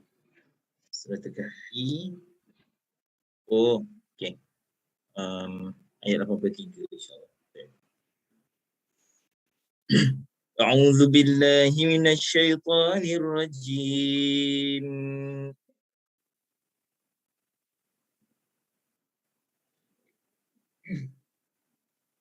وَيَسْأَلُونَكَ عَنْ ذِي الْقَرْنَيْنِ قُلْ سَأَتْلُو عَلَيْكُمْ مِنْهُ ذِكْرًا إِنَّا مَكَّنَّا لَهُ فِي الْأَرْضِ وَآتَيْنَاهُ مِنْ كُلِّ شَيْءٍ سَبَبًا فأتبع سببا حتى إذا بلغ مغرب الشمس وجدها تغرب في عين حمئة ووجد عندها قوما قلنا يا ذا القرنين إما أن تعذب وإما أن تتخذ فيهم حسنا قال أما من ظلم فسوف نعذبه ثم يرد إلى ربه فيعذبه عذابا نكرا وأما من آمن وعمل صالحا فله جزاء الحسنى وسنقول له من أمرنا يسرا ثم أتبع سببا حتى إذا بلغ مطلع الشمس وجدها تطلع على قوم لم نجعل لهم من دونها سترا كذلك وقد أحطنا بما لديه خبرا ثم أتبع سببا حتى إذا بلغ بين السدين وجد من دونها قوما لا يكادون يفقهون قولا قالوا يا ذا القرنين إن يأجوج ومأجوج مفسدون في الأرض فهل نجعل لك خرجا على أن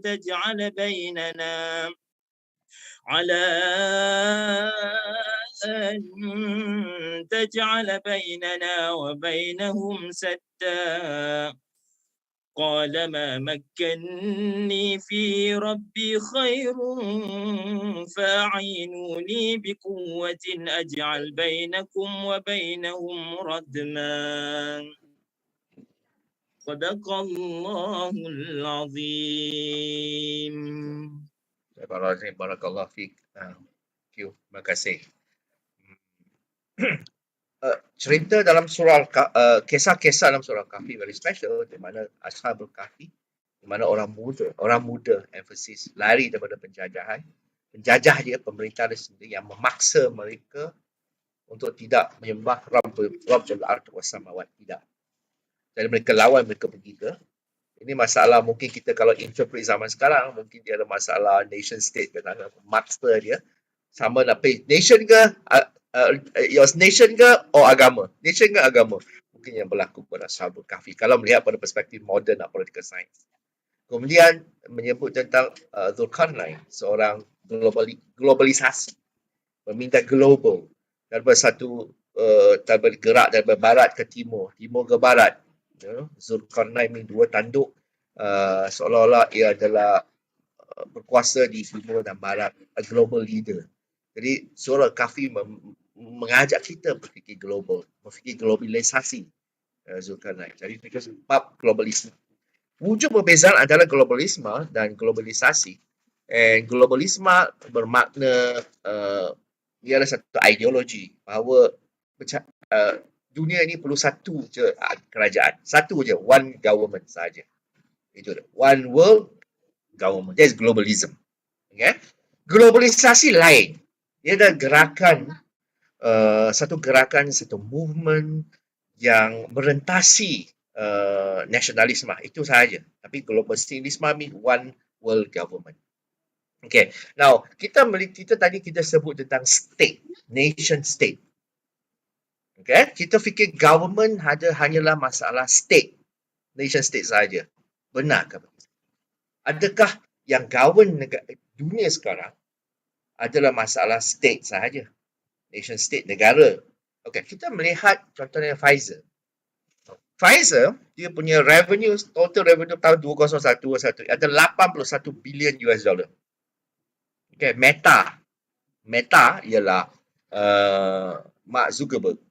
Okay, Pfizer, what they call CEO Pfizer, Albert Bourla, ada seorang Yahudi ya. Saya bukan anti-Semitic, tapi saya bagi tahu dia seorang Yahudi. Meta pula kepunyaan Mark Zuckerberg, Facebook, Instagram, WhatsApp, and Meta, satu tahun revenue dia adalah 114 bilion US dollar.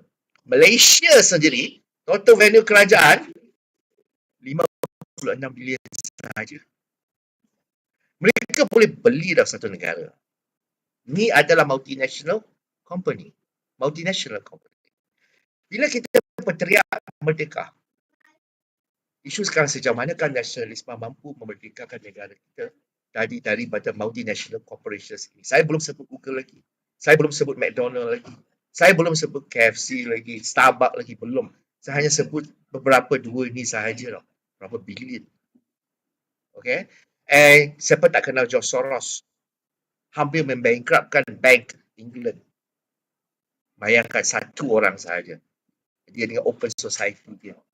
Okay. So seolah-olah multinational corporation sangat berkuasa di dunia.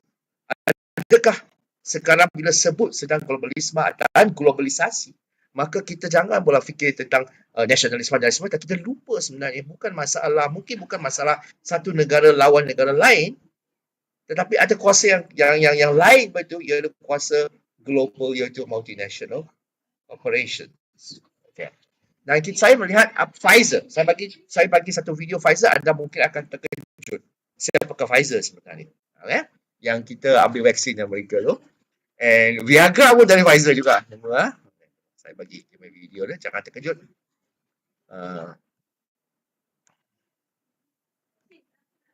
Okay.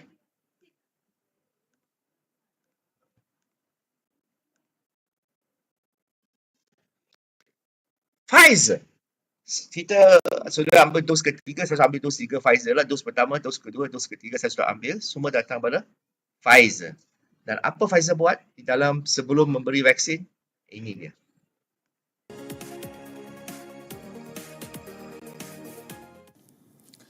Talking about common good, Wuhan virus vaccines are supposed to be a global public good. But what happens when a vaccine manufacturer starts bullying? Governments are silenced, supplies are halted, and profits take precedence over saving lives. I'm not describing a hypothetical situation here. I am describing what Pfizer is doing. The American pharma giant, it is doing all of this. It is bullying countries to submit to its demands. We first reported about this back in February this year. While countries like India are sending free vaccines to poorer nations, there are companies like Pfizer which are bullying governments. Pfizer asked to be compensated for the cost of any future lawsuits. Pfizer wanted Argentina to put, and listen to this, put its bank reserves, its military bases, and its embassy buildings at stake as collateral. These are Pfizer's demands. Look at this. Number one, Brazil waives the sovereignty of its assets abroad in favor of Pfizer. That the rules of the land be not applied on Pfizer. Number three, that Brazil take into consideration a delay in delivery. Number four, that Pfizer is not penalized for it, for a delay in delivery. And number five, in case of any side effects, Pfizer be exempted from all civil liability. 8 months have passed since we reported this. Pfizer has not changed. It is still putting profits above public health. It is still forcing governments to bend to its will. An advocacy group has thrown up more details of what Pfizer does. It has accessed some confidential contracts of Pfizer. And we have a copy. These contracts are with 9 countries and blocks, and the details are shocking. Desperate countries are being forced to make humiliating concessions to Pfizer. We went through the entire report. We found 6 very important points worth highlighting. Number one, Pfizer has the right to silence governments. It has forced countries to not talk about the deals they strike for shots. Number two, dah cukup lah. Itu tak payah tengok. Kuasa multinational company begitu berkuasa sekali hingga membuat nation state tunduk pada dia. You nak hidup atau tidak? If not, listen to us. If you nak hidup, listen to us. And shut up. So, kita nak tahu sejauh manakah negara-negara Muslim di dunia itu kontrak yang mereka sign dengan Pfizer. Apa kandungan kontrak itu? Sejauh mana mereka kontrol kita? Itu. Okay. So, itu Pfizer. Tunggu jap. Saya dengar. And number 2, let me show you. Facebook.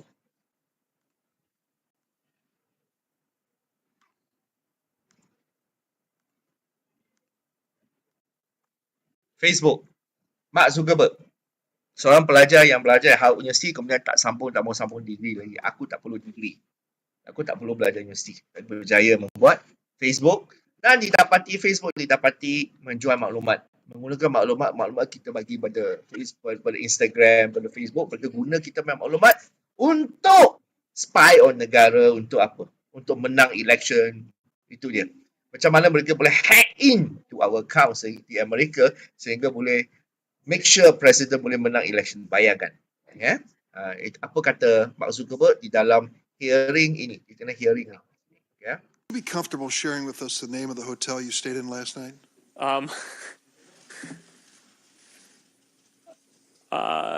No. I think that may be what this is all about. Your right to privacy, the limits of your right to privacy, and how much you give away. It's clear now that we didn't do enough to prevent these tools from being used for harm as well. And that goes for fake news, foreign interference in elections, and hate speech, as well as developers and data privacy. We didn't take a broad enough view of our responsibility, and that was a big mistake. and it was my mistake, and I'm sorry.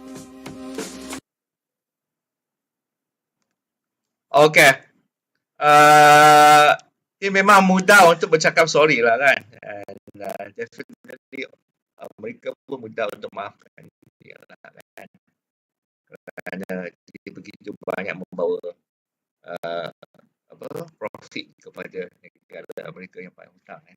Itu dia. Jadi dia sudah mengaku and kepada pihak-pihak yang akan menyalahgunakan maklumat itu untuk kontrol negara-negara kita, kontrol kita. Jadi bayangkan Instagram, kamu guna Facebook, kamu guna bos yang sudah mengaku salah. Bayangkan. So isu sekarang is that sejauh manakah kita benar-benar merdeka dengan globalisasi ini. Ya, kita hanya fikir bahawa negara kita ada tanah kita sendiri, ada teritori, ada perlembagaan, maka kita merdeka. Ada teritori, ada perlembagaan, ada polis, ada army, maka kita merdeka. Itu cara kita berfikir. Okay, saya akan buka satu video lagi. Mungkin sebahagian student saya sudah tengok video ni dah, tapi yang lain belum tengok lagi. Saya ingin buka sekali lagi video ni supaya melihat sebenarnya apakah kuasa globalisasi ni begitu hebat sekali yang kita sebenarnya tak sedar. Bila kita sebut dakwah, kita tak faham globalisasi. Kita hanya sekadar letakkan maklumat sahaja. Itu sahaja. Ini bukan sekadar letakkan maklumat walaupun itu sangat penting. Okey, saya nak tunjuk lagi video yang seterusnya. Apa dia globalisasi? Tengoknya.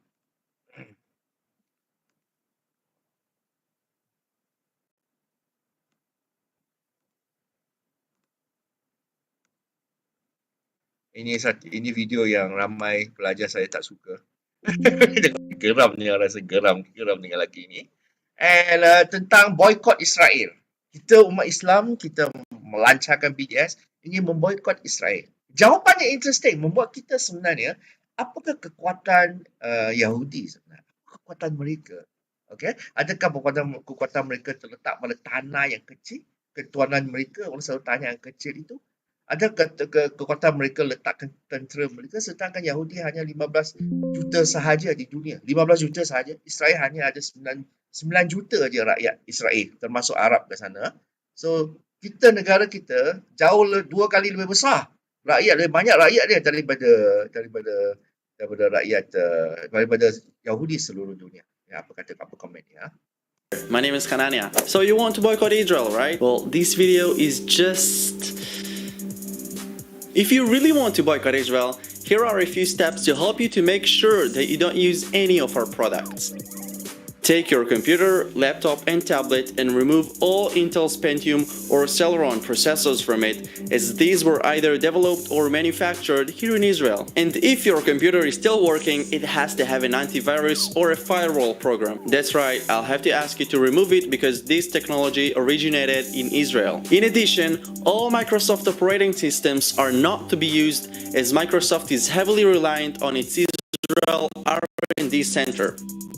If you have a mobile phone, listen carefully. You can't make any use of SMS because this facility was developed again in Israel. No 4G devices can be used as the chipset is Israeli. And all of you people who boycott Israel but use Apple products, you must be kidding me because there is an Israeli chip inside your phone. Do not buy an electric car because it is most likely to be powered with an Israeli battery. Destroy all personal medication. Israel's Teva Pharmaceuticals, the largest generic drugs company in the world, have manufactured many of our medicines. Also, don't use any medication or any form of treatment for cancer, AIDS, HIV, and more. Because for decades, Israeli scientists have been working at the forefront in developing any kind of medicine or treatment. Do not travel by air, as your plane might get towed by the Israeli-built taxi bot. We're almost done. You can't use USB flash drive, rooftop solar for hot water, Viber, Get Taxi, Waze, and many more Israeli products, because these are Israeli inventions. So if you really want to boycott Israel, at least do it the right way. Now tell me, what are some Palestinian inventions to the world? Because unfortunately I wasn't able to find any. Guys, people call to boycott Israel all around the world, so let's fight for Israel by sharing this video of what it really means to boycott Israel. Remain in God, love you. Dan kita melihat sekarang negara Arab, 6 negara Arab, Mesir, Sudan, termasuk Sudan juga, UAE, sudah menjalinkan hubungan diplomatik dengan Israel dengan dia tahu mengapa. Kita tahu mengapa. Sebab mereka punya multinational company, startup companies dia orang, number one startup nation, multinational corporation dikuasai oleh mereka, inovasi mereka itu. Jadi walaupun mereka adalah golongan yang sangat minoriti, yang sangat-sangat kecil kentut, tetapi globalisasi, mereka berjaya ride on globalisasi, menunggang arus globalisasi ini. Dan kita masih stuck dengan masalah negara bangsa, nasionalisme and so on. Mereka sudah melepasi lah. So kita sekarang kena fikir jauh. Adakah kita ni masih fikir isu politik dalam negara ataupun kita fikir isu politik dalam negara berkaitan dengan isu-isu globalisasi. Kita tak boleh fikir isu kita bila kita memilih dalam PRU yang akan datang satu pemimpin yang bukan sekadar tackle isu-isu dalam negara tapi dia kena fikir bagaimana deal dengan globalisasi. Itu cara Yahudi berfikir. Mengapa kita tidak boleh berfikir seperti mereka globalisasi? Itu satu soalan. Nombor dua, persoalan saya ialah siapakah sebenarnya teroris? Bila kita sebut perkataan teroris, kita akan terbayangkan teroris hanyalah mereka yang guna ada senjata. Itu kita. Ada senjata, ada bom, muka kejam and so on. Kalau berjanggut lagi lah, no?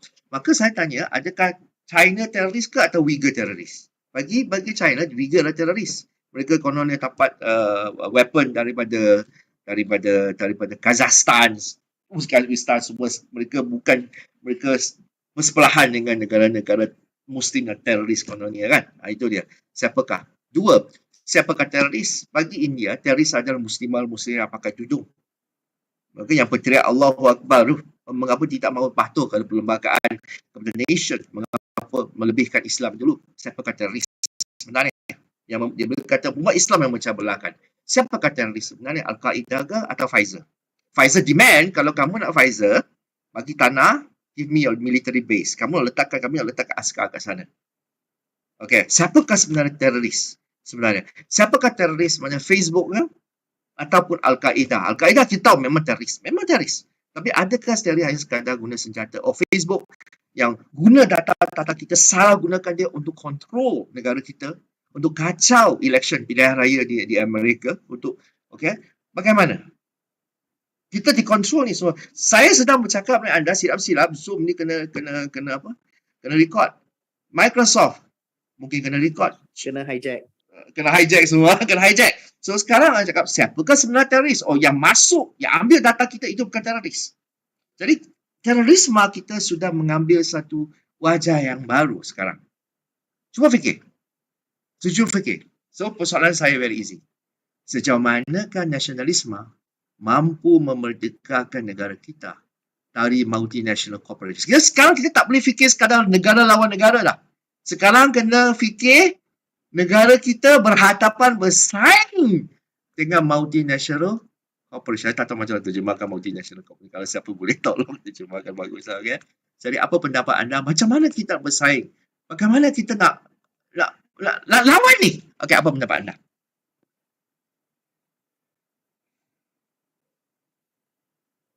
Keluar je kampung McDonald lah kan? Multinational kan? Muiz! Seperti perkata orang Cina kata, kalau nak tengok result, tanamlah jagung. Lepas 1 minggu dah ada jagung. Betul. Kalau nak long term effect, maka ajarlah anak-anak kamu sekarang. Oleh kerana mereka akan hidup di masa depan dan membimbing umat-umat manusia ini. Ya, bagaimana untuk bersaing dengan multinational ini disebabkan, cakap terus terang lah, it's only education.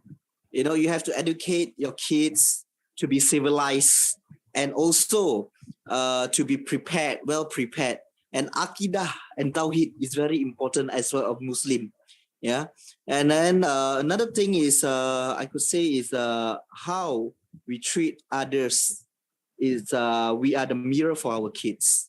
Yeah, you can see macam Israel ni dah lama dah dia orang rancang, cuma kita yang lalai. Ini phrase saya rasa dah kena viral lah. Phrase ini ya. Dah lama dah mereka rancang, cuma kita yang lalai. Yeah. Am I correct? That is why what I could say is it's true. Education, that is the only way.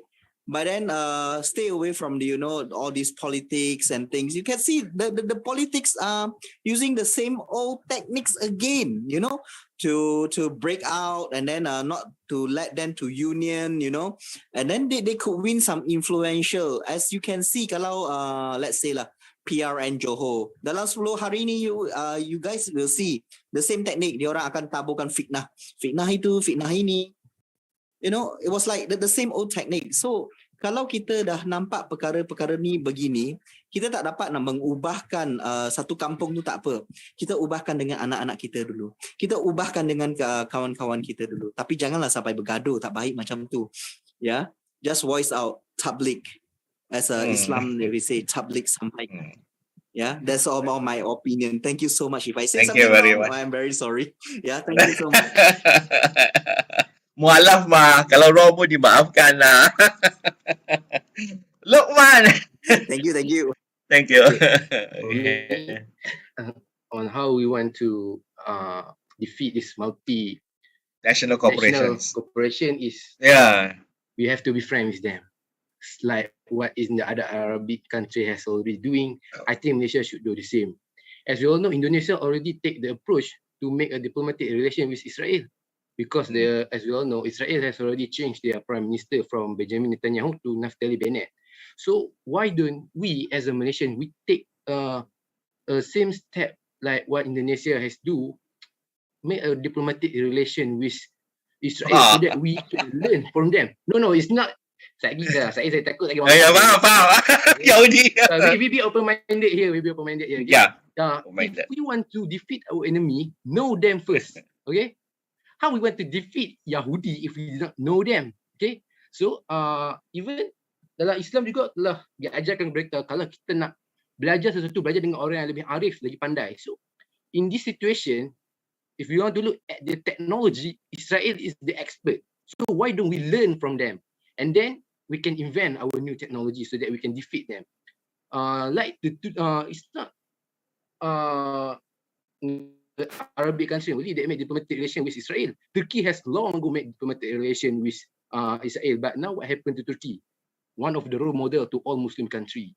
Because of that, Turkey is already, Turkey telah berjaya buat satu sistem drone yang agak maju dalam military because they have a diplomatic relation with Israel. So I think Malaysia should do the same. Our people Malaysia should be open-minded. Saya takut nanti kalau if one day ada satu government yang naik and start to make diplomatic relation, akan ada protes besar-besaran dekat jalan kata nak membantah. Tapi saya nak ubah pemikiran rakyat Malaysia supaya kita jadi open-minded, sebab benda-benda macam ni akan bagi efek yang bagus long term for Malaysia if we make a diplomatic relation with Israel. I think that's it, my opinion. Okay, terima kasih. Amanina. No, controversial. Okay, I feel like this is something yang I should just put out there lah, kan? I agree with what Luqman cakap tadi, tapi I also want to state the fact that kita pun macam mana, instead of just focusing on people yang against us, we should focus on developing ourselves juga. The reason why a lot of Israelis dapat develop a lot of things without us even knowing is that they value knowledge the most.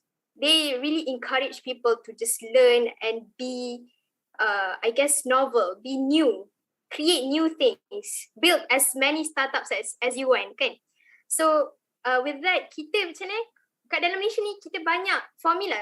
From my observation personally, kita banyak bergaduh on petty things yang tak ada solution at the end of the day. No result whatsoever. Lagi banyak berpecah adalah. So, we didn't really macam focus on our development among ourselves. Tak ada siapa yang nak keluarkan new inventions or macam new ideas, Lagi banyak kita ada new ideas, lagi banyak kita ada new inventions macam USB yang created by the Malaysian, kan? If we can generate new things, more new things, insyaAllah, we will, use our own things lah rather than depend on other nations to use their things pula. Mohon celah boleh? Ya, boleh. Actually, sorry, Malaysian actually, a lot of them create a lot of things. Seriously, I could say Malaysians are very creative and innovative. such I could say a very apparently that the very near successful company was Grab. They are from Malaysia. You know, the business idea, they are from Malaysia and they bought over. Yeah, actually Malaysian have a lot of innovative and creative people, but the thing is, sorry to say, dengki itu tak terpisah dengan orang Malaysia. Yeah, that is why I will say the most important thing back to the basic is like education, civilizations. And we correct this, inshallah we will make it. Terima kasih, sorry ya, Cerah. It's okay. Well, if that's the case, I agree lah with Encik Izzah here. I guess, okay, we have new inventions, a lot of creative innovations, but we keep on undermining other people in that sense. Catering to what Encik Izzah have talked about, right? So we should be able to focus on, I guess, developing each other lah, supporting each other more than focusing on you bangsa you sokong je saja. I bangsa I sokong my own bangsa saja. That's the first one lah. And then the second one, who's the biggest terrorist tu, I feel like Sifu always cakap benda di dalam kelas lah. We always undermine benda yang kita tak nampak, intangible things. So for example, Pfizer kan, Meta, it's like something yang kita tak nampak. Their influence, how they actually influence our lives, day-to-day life, sangat-sangat besar impact dia. And macam Al-Qaeda, kita nampak benda tu, the terror that they bring to the world and how they bring fear kan against other people because they use like weapons, they murder people. But then Meta and Pfizer, they are without our conscious, like macam kita tak perasan pun, they are trying to get like in control over us slowly. So it's like we macam mana, kita ambil mudah benda yang kita tak nampak rather than benda yang kita nampak. So the biggest terrorist is usually the people that you don't really see. Or the best, dia macam CGI, the best CGI is the CGI yang kita tak nampak, tu CGI. So it's like this jugalah, we can apply that sort of logic. Yeah. That's from me. Okay. Thank you very much. Sebelum saya bagi, jangan letak tangan bawah tangan dulu. Sebelum saya akan bagi you. Ini sangat penting. Siapakah sebenarnya the real terrorist? Saya akan tunjukkan ini. Satu very important surat. Okay. And pre-state is right. Hussein Emehon. Boleh nampak lah Hussein Emehon ni ya? Boleh nampak? Okay. Letter number 1. Clear. Okay, go. Letter number 1. Okay. Translation of letter. Ini memang disahihkan oleh sejarah, semua ahli sejarah kata ni sahih ya. A letter from Sharif Hussein of Mecca to Sir Harry. Semasa ini Khilafah Uthmaniyah belum jatuh tahun 1915. Malaysia belum wujud lagi. Okay. Apa surat dia kepada Sir Harry McMahon, okay, or what they call kerajaan British ialah, dia nak buat apa? Dia nak what they call whereas the whole of Arab nation decided to accomplish their freedom. Mereka nak freedom. Apa sebenarnya surat ini bercakap ialah dia nak orang Barat memberi orang Arab nation. Orang Arab kena merdekakan dan berkhilafah Uthmaniyah. Sebab khilafah Uthmaniyah bukan Arab. Bukan. Nation state. Bukan Arab. Sharif Hussein ini Imam Haramain tau. Keturunan Nabi Muhammad SAW. Bukan nation state. Sedangkan dia dilantik oleh khilafah Uthmaniyah sebagai Imam Al-Haramain. Dan sekarang dia kata, dia minta British tolong saya. Kami nak bina negara Arab kita sendiri. Arab nationalism. Tendang keluar khilafah Uthmaniyah ini daripada kita. Nasionalisme. The rise. Dan Imam Haramain sendiri setuju. Bayangkan. Maka dia dengan Lawrence of Arabia, ini halau lah. Dia melemahkan, hanya keluar lah. Itu bulan Saudi Arabia. Banyak cerita lah tentang pergerakan Muhammad bin Abdul Wahab. Banyak isu timbul yang kita nak simplifykan dia. Bagaimana, siapakah sebenarnya terorisme? Dan dalam Sykes Picot perjanjian, Sykes Picot tak sempat nak bagi dia. Barat, bila khilafah Uthmaniyah jatuh, mereka membuatlah what they call map Mereka betul ada map. Sampai sekarang map tu ada dalam museum. Tak tahu banyak beli. Tak. Masa tidak mengizinkan. Dalam map tu dia pecah-pecahkan negara-negara. Literally Russia, what they call British, pecah France, pecah-pecahkan map itu. Pecah-pecahkan map tu. Ini kepunyaan anda, ini kepunyaan kita, ini anda punya. Dia pecah-pecahkannya. Maka lahirlah berbagai Jordan, Libya. Libya tak pernah wujud dalam sejarah. Tak pernah. Lahirlah Sudan. Lahirlah banyak-banyak nation state. Termasuk Nusantara. Pecahkan.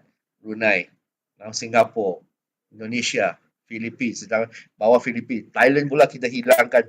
Atas tanah kita ramai Muslim pun bagi pada Thailand. Pecah-pecah dan pecah-pecah dan pecahkan. Macam slicing cake and so on. Jadi, the twist of the story ialah nasionalisme adalah hasil globalisme. Yang ni.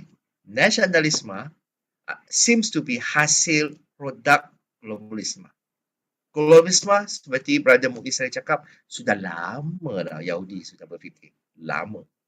Bukan hari ini, bukan esok. Lama dulu. Bahawa melalui global power ni, fikrah globalisme, one government, maka mereka pecahkan wujudan nasionalisme. Divide and rule. Nasional adalah hasil globalisme. One government. Divide and rule. Divide and rule. Ya. Jangan lupa. Jangan pisahkan globalisasi ni benda baru. Tahun ni aja teknologi, tidak lama dah. Okay, lama. So sekarang hope you see who is the real terrorist lah.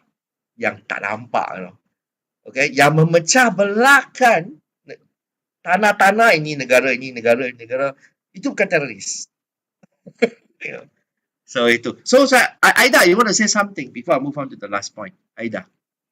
Oh, okey. Untuk saya punya pendapat, sebenarnya nasionalisme ni dia tak pernah tahu memerdekakan sesebuah negara tu. Lagi-lagi kalau negara tu negara yang baru nak membangun ataupun negara yang miskin. Bagi saya dia macam lebih kepada satu bentuk penjajahan yang baru.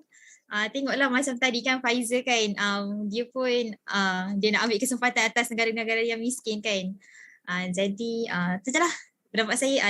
Kita tak pernah merdeka pun sebenarnya. Kita masih lagi dijajah.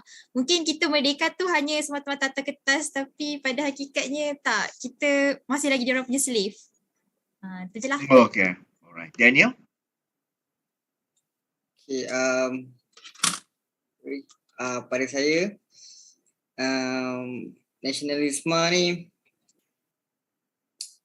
dia kena jadi nasionalisme ni memang Malaysia punya nasionalisme. Faham tak? Dia macam bukan kita Melayu, Cina, India, sebenarnya kita ada bagusnya. Kita mana ada kita bagi kebebasan untuk semua orang ada agama masing-masing. Betul tak? Tak macam negara. Ya. Walaupun kita Cina dengan India kita ada minoriti kat negara kita, tapi kita tak tolak diorang. Kita tak suruh pun diorang ikut apa yang majoriti buat. Jadi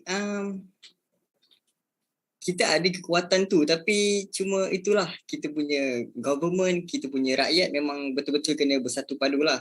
Kalau betul kita nak lawan multinational corporation ni, kalau betul kita nak memerdekakan negara kita ni.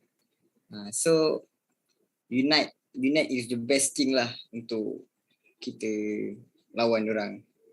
Okay. Terima kasih. Okay. So, negara kita is the best example of moderate nationalism actually. Izzah. Bagi saya kalau untuk yang melawan materialism tu, apa yang macam Luqman cakap, negara kita ni kalau kita nak kalahkan Israel tu, kita kena jalinkan hubungan dengan dia orang, tapi sambil tu dengan tu kita akan tahu apa dia orang punya kelemahan. Dengan tu kita secara dalam diam kita akan macam mana tak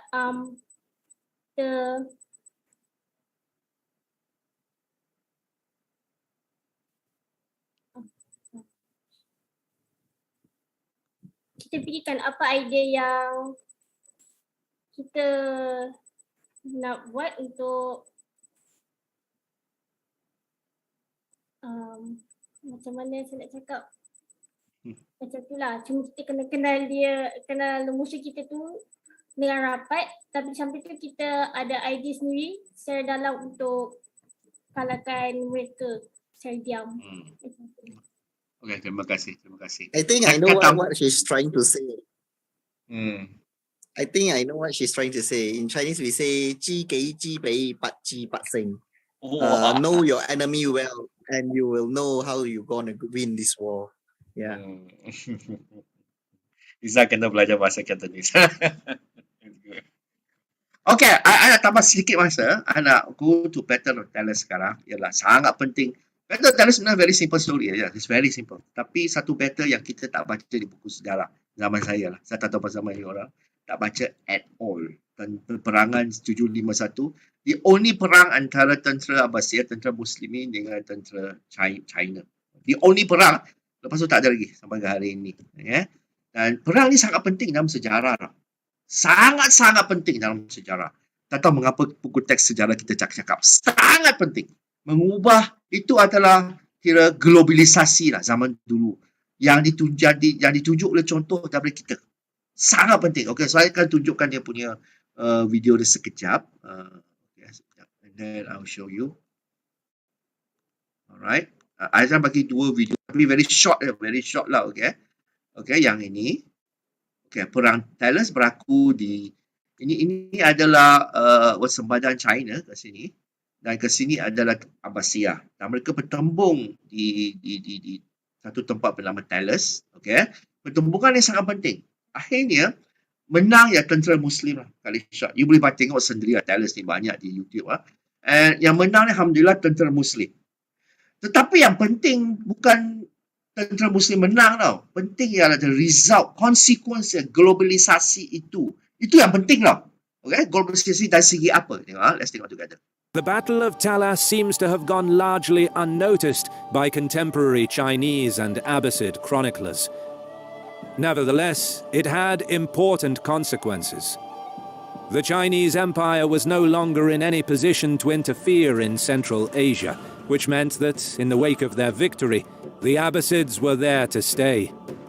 And while the Turkic and Persian population of Central Asia certainly did not convert to Islam right after the battle in 751, by driving out the Chinese, there was no longer a counterweight to the Muslim presence, which allowed the Abbasids to gradually spread their influence across the deserts, mountains and steppes of the region. As a result, ini adalah jalan sutera, jalan bisnes yang paling maju pada zaman itu. So, tentera Muslimin, khilafah control, itu dia punya jalan sutera ini. So China stop ke sini lah. Terpaksa kalau nak cross, kena cross over the China, the Muslim world khilafah lah. Okay? Have to cross over lah. Okay. Within the next 250 years, most of the formerly Buddhist, Hindu, Zoroastrian and Nestorian Christian tribes of Central Asia had all become Muslim. Kita tidak paksa mereka peluk agama. So in the end, kasih dia Uyghur peluk Islam. Salah satu sebabnya lah kemenangan di perang Talas. In the end, Uyghur peluk Islam. Dan Uyghur tak pernah menganggap diri mereka tu Cina. Tak pernah. Mereka ada Uyghur satu bangsa tertentu. But perhaps most significant of Ini all, paling penting globalisasi. Ini sangat penting. Umpama Facebook zaman sekarang lah. Umpama Instagram zaman sekarang. Ini yang berlaku. Ini paling penting sekali konsekuensi perang Talas. among the prisoners captured after the battle were Chinese artisans, skilled in the art of papermaking. Soon, paper mills appeared in Muslim urban centers across the Middle East. And over the coming centuries, the technology spread to Europe as well, fueling advances in science and theology. And, with the promotion of commerce, industry and the arts, the prestige of the caliphate would spread across the known world under the banner of the Abbasids. Now, ini sangat interesting lah globalisasi di sini. Negara China, ada konsep negara, dinasti, Tang Dynasty China. Mereka not only Tang Dynasty, the Chinese have this, at that time, ada culture di mana making paper ada kita punya, our patent. Ada zaman sekarang lah. Sebagai mRNA kan, Pfizer punya. Ini patent oleh kita punya. No. Jangan bagi orang lain. Secret recipe kami punya. No, so, jangan. Kita simpan. So, what happened lah that China dia simpan. the secret recipe of guna paper, maka dia tidak mencipta revolusi sains, revolusi ilmu. Dia tak sebarkan dunia. Apabila tentera Muslim kalahkan tentera Cina di Battle of the Talas, Rasulullah SAW ajar kita satu strategi globalisasi. Prisoners kalau nak merdeka, ajar kita apa yang mereka tahu supaya anda diberi kemerdekaan. Jadi Rasulullah SAW, walaupun satu strategi yang begitu dianggap kecil lah, tapi strategi itulah strategi globalisasi. In the end, prisoners itu ajar kita dan kita tak simpan ilmu. Kita sebarkan industri secret recipe membuat paper sehingga terhasil buku seluruh dunia, library, revolusi ilmu besar-besaran sampai ke barat. Sampailah ke hari ini. Kalau perang itulah contribution perang Talas. Mungkin kalau tak ada perang Talas, kita masih lagi menulis kat pelapa kayu tau. Masih lagi sampai sekarang. Macam manalah nak ilmu tu berkembang cepat. Kalau ilmu nak berkembang cepat, informasi nak meletup, letakkan informasi kena menulis pada satu benda yang mudah untuk sebarkan. Dulu adalah kertas. Sekarang adalah Facebook, digital. So, revolusi letakkan maklumat yang pertama bagi saya lah, ialah paper yang itu akan dilancarkan oleh umat Islam sendiri. Dunia revolusi ilmu yang meletupkan maklumat yang begitu besar di seluruh dunia itu, masa itu. Okay, saya nak bagi last punya video berkenaan perang Talas ni, last punya video. Yalah.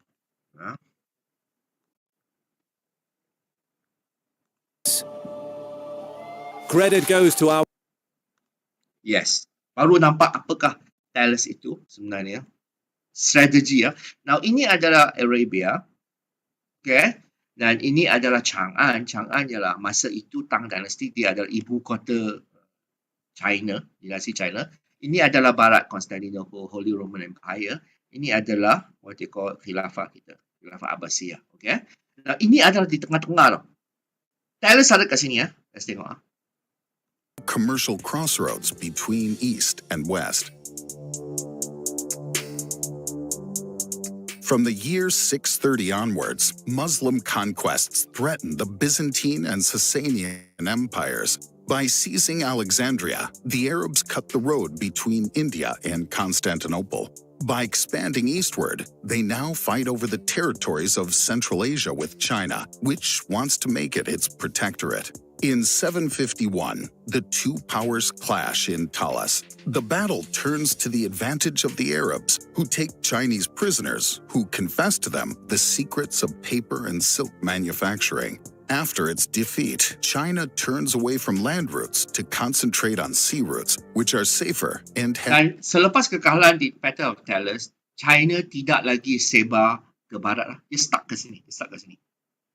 And China first time keluar daripada China ialah Laksamana Cheng Ho, ialah seorang Muslim, another global figure, membawa China ke arah globalisasi. Muslim yang sebenarnya mengajar China apakah makna globalisasi sebenarnya. Okay? So kalah mereka tak lagi lah, tak pergi ke barat lah. Tak pergi lagi, tak conquest lagi lah. Okay? Have fewer intermediaries. The country then opens its ports to foreign traders.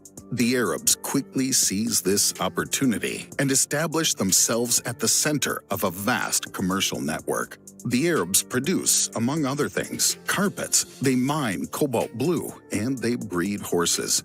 In China, they also supply themselves with porcelain.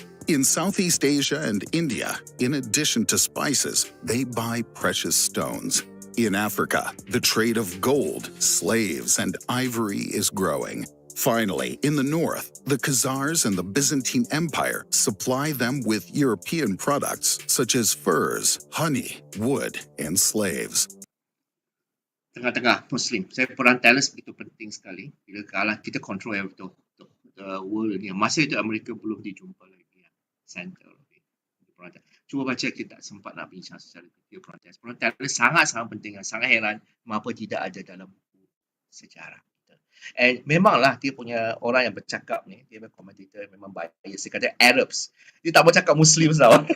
Very biased nak cakap Arabs. Come on lah, man. Muslims lah, bukan semua Arab pun. Arab minority nampak dia bias dia tu. Nasionalisme dia nak impose pada kita. We are not Arabs, we are Muslim. Itu dia. So the issue is that mengapa tidak ada dalam buku sejarah kita? Ini peristiwa sangat-sangat penting. Dan kita perlu inform pihak berkenaan untuk dalam buku sejarah cerita tentang globalisasi dari pandangan kita sendiri. Pandangan kita tak ada. Kita ada pengalaman globalisasi yang begitu luas sekali. Mengapa tidak ada? Itu dia. Mengapa tidak buku-buku political science tidak sebut perkara ini? Tidak sebut. Ini baru satu. Banyak lagi. Mengapa tidak ada? So, sejarah mengajar kita tentang identiti diri kita. So, kita kena keluar. Kita kena praktis satu nasionalisme yang bersiap moderate. Seperti Abu Lama dulu kata teori demokrasi. Tapi pada masa yang sama, buku sejarah kita kena mendidik rakyat untuk berfikir tentang globalisasi. Itu dia. Buku-buku sejarah kita, subjek-subjek kita kena globalize. Baru kita boleh melihat politik dalam arti lebih luas. Okay? So insyaAllah, I hope what they call, tak mau seri like more than 2 hours already. Thanks for staying back. Dan insyaAllah saya akan pass balik kepada Q.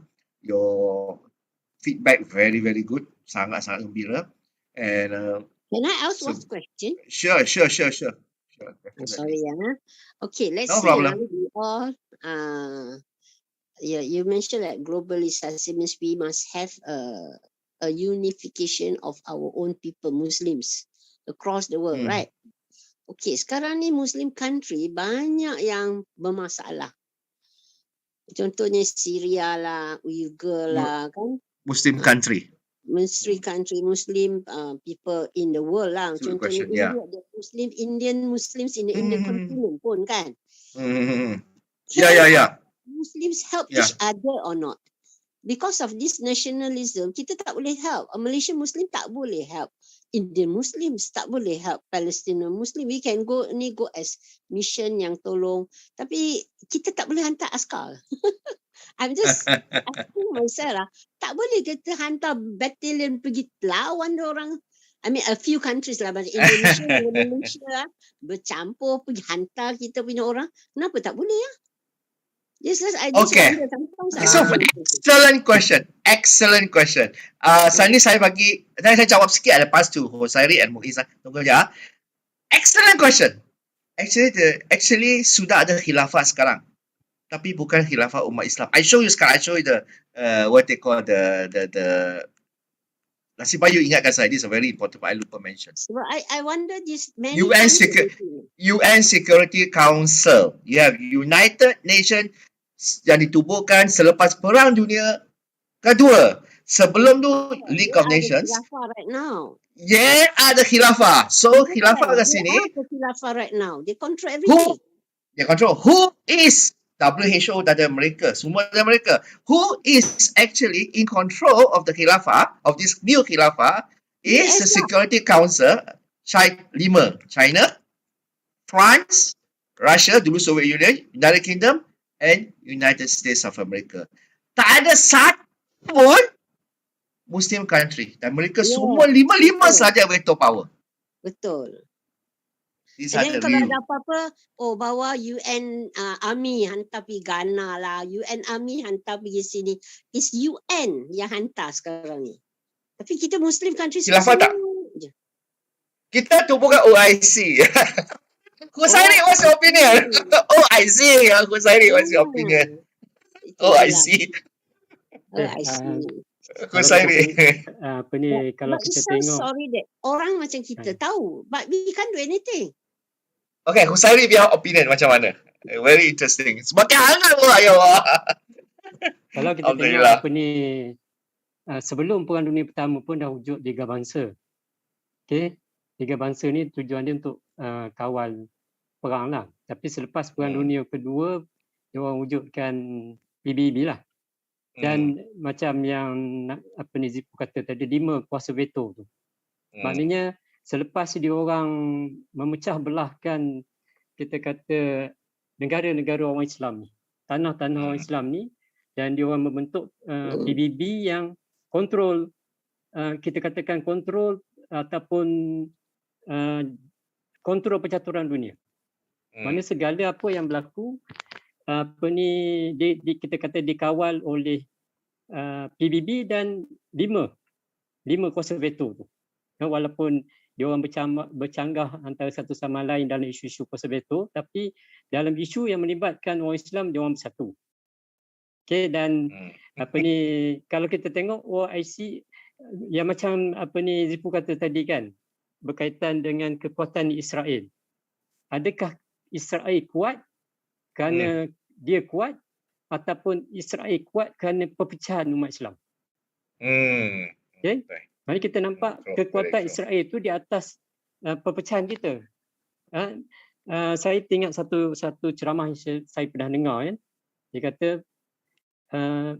penjajah dia tak akan memerdekakan sesebuah negara tu sehinggalah dia adanya anak-anak bangsa yang ditrain mengikut acuan mereka untuk meneruskan pemerintahan cara mereka. Tengok negara kita sendirilah. Kalau di Indonesia dia ada Suqrat apa semua. Di negara-negara umat Islam yang dijajah, dia akan pastikan sebelum dia nak bagi merdeka tu ada orang tempatan sendiri yang akan bawa aspirasi dia. Bukan orang yang menentang dia orang. Sebab tu kalau kita tengok dalam isu-isu perjuangan kemerdekaan, yang naiknya ialah golongan nasionalis yang mungkin akan mengikut acuan mereka. Golongan-golongan agama yang memulakan perjuangan kemerdekaan ni makin lama makin terpinggir. Jadi kalau kita tengok, maknanya umat Islam ni dah lama dipecah-pecahkan. Negara-negara kalau dulu kita ada Syam zaman Nabi, Syam hari ini dah tak ada, dia dah dipecah-pecahkan kepada Palestin, kepada Syria, kepada Jordan dan Lebanon. Jadi maknanya isu tu dah satu tanah orang Islam sendiri dah dipecahkan, dan satu lagi dia orang mainkan isu bangsa tu. Dia memecahkan orang Islam macam saya kata tadi atas bangsa. So bila berlaku satu-satu penindasan atas dasar bangsa lain tak akan tolong walaupun dia agama Islam kan. Jadi itu antara kita tengok macam mana berjayanya kuasa barat memecahkan orang Islam. Sehingga kan kita macam Puan Ailina kata, pasal apa orang Islam tak boleh hantar tentera? Sebab kekuatan kita telah dipecah belahkan dan kita dikontrol oleh kuasa dia orang.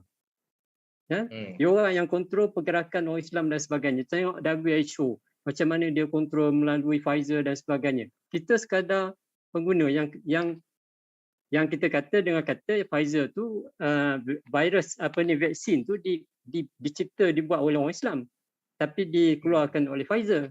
So setakat mana kita orang Islam sendiri boleh keluarkan kita punya vaksin kan? Semua di bawah kuasa-kuasa barat ni.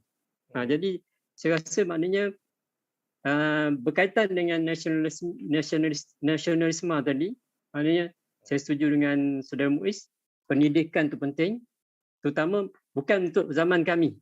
Zaman kami yang dah 50-an, tapi zaman you all yang orang-orang muda yang kena ada satu pemikiran yang tak terkongkong dengan orang politik hari ini. Okey? Satu pemikiran yang kita nak menyatukan kita kata so-called bangsa Malaysia lah. Kalau di Johor dia orang kata bangsa Johor, kita bangsa Malaysia yang ini realiti yang kita dah hadapi. Okey? Malaysia ni sebuah negara majmuk yang kata tak serupa dengan negara-negara lain, dan inilah yang kita hadapi sejak daripada merdeka, dan kita nak ubah banyak masalah, dan apa yang kita hadapi ni kita perbetulkan, kita perbaikikan. Contohnya orang kata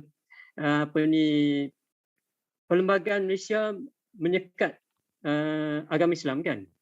Tapi why not kita jadikan perlembagaan Malaysia tu macam mana kita nak ambil perlembagaan Malaysia tu untuk memperkasakan Islam pula. Macam kita gunakan apa kelemahan yang ada untuk kita memperkasakan Islam tu sendiri. Bukan kita kata orang kata kelemahan kita tudingkan pada orang lain. Kadang-kadang kita banyak beralasan disebabkan kelemahan kita kita tudingkan pada orang lain. Sedangkan kita kena kita kena rasa izah dengan Islam yang kita ada ni. Sebab tu pasal apa orang Kristian dia bersungguh-sungguh dalam menyampaikan dakwah dia, sebab dia rasa dia benar. Sedangkan kita, Allah dah kata kita agama yang benar, tapi kita tak rasa nak izah untuk menyampaikan Islam tu kepada orang kata kepada non-Muslim. Saya respect lah dengan NGO-NGO yang orang kata menyebarkan dakwah kepada non-Muslim. Sebab sebenarnya dakwah zaman Nabi pun yang utamanya kepada non-Muslim. Cuma kita hari ini dakwah banyak kita nak mengislahkan orang Islam yang dah banyak orang kata menyeleweng dan sebagainya, kan. Jadi alhamdulillah lah. Maknanya kita kena jadikan kekuatan yang kita ada ni jangan untuk kita satukan orang Islam, insya-Allah. Tapi itulah cabaran bukan hari ini. Cabaran dia mungkin untuk dapat apa yang kita nak mungkin 20-30 tahun ke depan.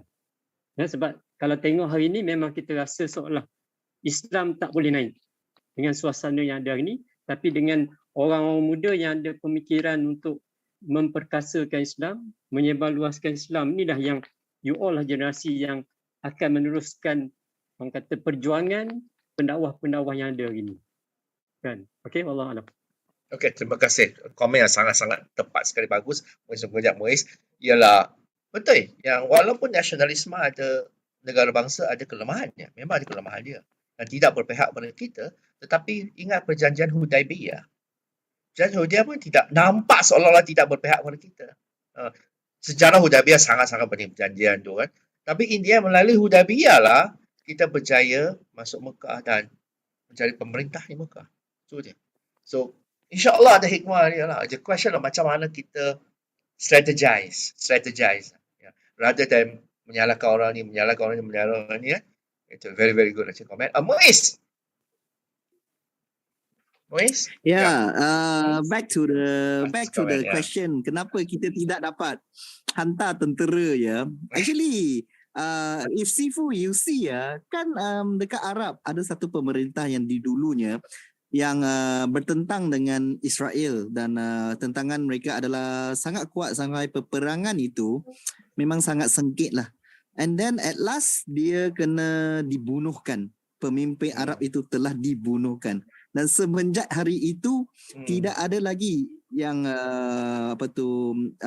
pembangkit umat Islam ini berani untuk berperang. Oleh kerana mereka merasakan peperangan melalui keganasan itu adalah telah melampaui masa yang lalu. It's an old fashioned traditional way. Yes, it's a King Faisal. And the only thing now is Islam need to win not through war. It's through how we live and how we spread the ad-din Islam yang syumul. Yeah. So then what I'm doing in Kelantan right now is almost the same thing. And they will say, wow, how could you do that? I say because takwa itu telah melahir dalam hati saya, maka saya berani untuk pergi berdakwah. In Kelantan, I went to Chinese shop one by one. I explained everything, and then they was like, "Wow, you are the first Chinese who do that." In 1 year period, you can go to the dakwah like that. I say, no. What I'm teaching is the ideology, and what I've learned is from the Sunnah and from the Rasul itself and the Quran itself. So if you all understand Islam, the holy Islam, to submit to Allah, inshallah the taqwa will be born in your heart and the imam will come along. So that's why kalau kita nak cakapkan untuk menggunakan keganasan untuk memerangi satu perang, saya rasa dah old fashioned. We have to learn how Israel win the war of this world and how they globalize it with knowledge and power and money. This is how we should really concentrate on. That's it from my side. Thank you so much, XIFU. Yes, very, very true actually. Yahudi macam lawan Israel hanya populasi 9 juta je. Israel, Yahudi semua 15 juta. How to lawan secara military. Tetapi mereka berjaya melalui strategi. mengenai kerajinan, to be fair, kerajinan mereka and so on, which is very, very true. Very, very true. Okay, and dakwah kepada non-Muslim, I think kata-kata terakhir kita paskan pengurusi kita yang memang pengalaman sangat besar lebih 30 tahun dalam dakwah kepada non-Muslim.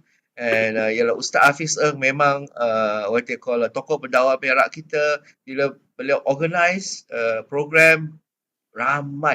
Kadang non-Muslim datang kan, saya tanya, bila Ustaz Hafiz orang program, saya tanya, mana Muslim? Semua non-Muslim punya muka yang datang kan. Jadi insyaAllah sebelum kita berakhir, kita akan bagi kata-kata yang special kepada Tuan Pengerusi kita, Ustaz Hafiz.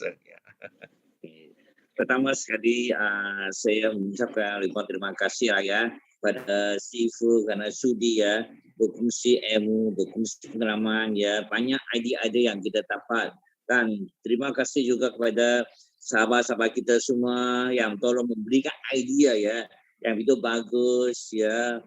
Dan ya saya pun banyaklah ya mendapat ilmu pengalaman daripada tuan-tuan semua. Jadi saya tidak ada apa nak cakap, yang bagi saya ialah terima kasih banyak-banyak. Toje taika. Ini bahasa Cina sikit. Toje taika. Ya, beri idea ya. InsyaAllah ya, saya jumpa lagi. Dan minta maaf ya. Itu dari sini. Terima kasih banyak-banyak semua. Okay, terima kasih Ustaz Hafiz kena bagi talk bagaimana berdakwah dalam budaya multicultural, insyaAllah satu hari. Muiz juga kena bagi talk boleh ya Muiz InsyaAllah bikin minta dengan you dalam masyarakat multicultural. Termasuk Puan Alina Ong, banyak pengalaman insyaAllah. Okay, dia kau brother, dia tak suka dipanggil Ustaz, brother Q, insyaAllah. Pass it back to you, our moderator, you know. Yeah. Thank you so much XIFU Nasir, and alhamdulillah kita dah sampai ke penghujung 11.30. Kalau yang sebelum ni pun makan lebih kat 11 lebih kat. So tu sebab nak ikut Ustaz Hafiz Ng memang 2 jam tu tak cukup Ustaz. Memang kita start pukul 8 nak ikut. Pukul 8 sampai pukul 11 nak ikut. Baru andil tu 3 jam insya-Allah. Tapi pengisian yang saya kira sangat padu dan sangat jitu, yang mana kita semua hampir banyak di kalangan anak muda yang ada di sini yang banyak mencurahkan idea, yang memberikan pandangan. Tak kira salah atau betul pun, dia bukan isu salah betul. Kita pun belum tentu betul sebab kita masih muda lagi, muda belia kata. Sebab masih lagi dalam proses belajar, banyak lagi benda yang kita tak tahu, dan dalam masa inilah untuk kita improve ilmu kita supaya kita dapat memajukan diri kita sekurang-kurangnya. Tidak lagi duduk kata ada satu peserta tadi ataupun saudara tadi menyatakan bahawa tak duduk seperti katak di bawah tempurung. Situ je tak bergerak-gerak, ada situ je ilmu dia. So kita berkembang baik kan, dan insya-Allah kita mampu menjadi umat yang terbaik, yang mampu menyelamatkan diri kita dan juga ahli keluarga kita atau saudara mara kita daripada fitnah yang paling besar sekali yang akan datang di akhir zaman nanti, iaitu fitnah Al-Masih Dajjal, yang mana kita semua geruni, dan supaya dengan ilmu-ilmu yang ada keberkatan dari Allah Subhanahu Wa Taala ini membolehkan kita dekat lagi dengan Allah Subhanahu Wa Taala, dan dekat sangat dengan mukjizat wahyu surat terakhir yang sangat bermakna, yang sangat powerful, iaitu Al-Quranul Karim. Supaya dengan itu kita lebih dekat dengannya, dapat memahami, dan saya kira itulah dia insya-Allah. Terima kasih sekali lagi kepada XIFU Nasir, dan terima kasih juga kepada Gabungan Dakwah Malaysia Cawangan Negeri Perak bawah kendalian Al-Fadhil Ustaz Hafiz Ng atas platform yang telah disediakan ini, dan insya-Allah program sebegini kita akan adakan lagi di siri-siri yang akan datang. Moga yang lebih itu, yang baik itu datangnya daripada Allah Subhanahu Wa Taala, dan yang buruk itu datang daripada kelemahan diri saya dan juga diri kami selaku pengendali. Moga yang baik itu disebarluaskan, yang buruk itu sama-sama kita permantapkan dan kita sebarluaskan insya-Allah. Barakallahu fikum, wabillahi taufiq wal hidayah. Assalamualaikum warahmatullahi taala wabarakatuh, dan selamat malam. Assalamualaikum warahmatullahi wabarakatuh.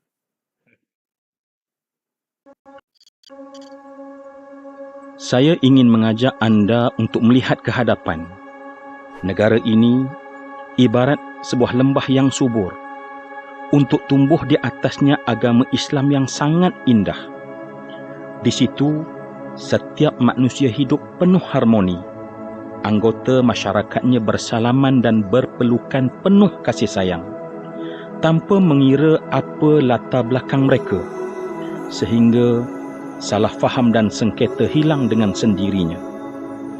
Dengarkan bunyi serta getaran laungan azan. Ia bergema bersama ketinggian agama dan kemuliaan umatnya.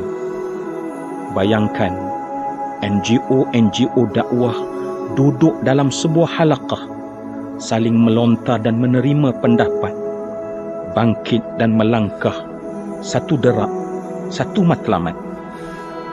Rasakan betapa indahnya sebuah negara apabila para pemimpin, walau siapa tak kira apa, bersama dalam satu suara, bersatu dalam satu cita, berpadu dalam satu matlamat untuk memartabatkan agama, li'i'la'i kalimatillah.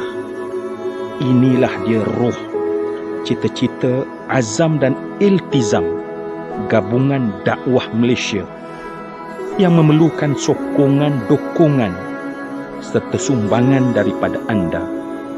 Ingat pesan ulama, di mana bumi anda berada, kelak akan ditanya oleh Allah, apakah sumbangan anda untuk Islam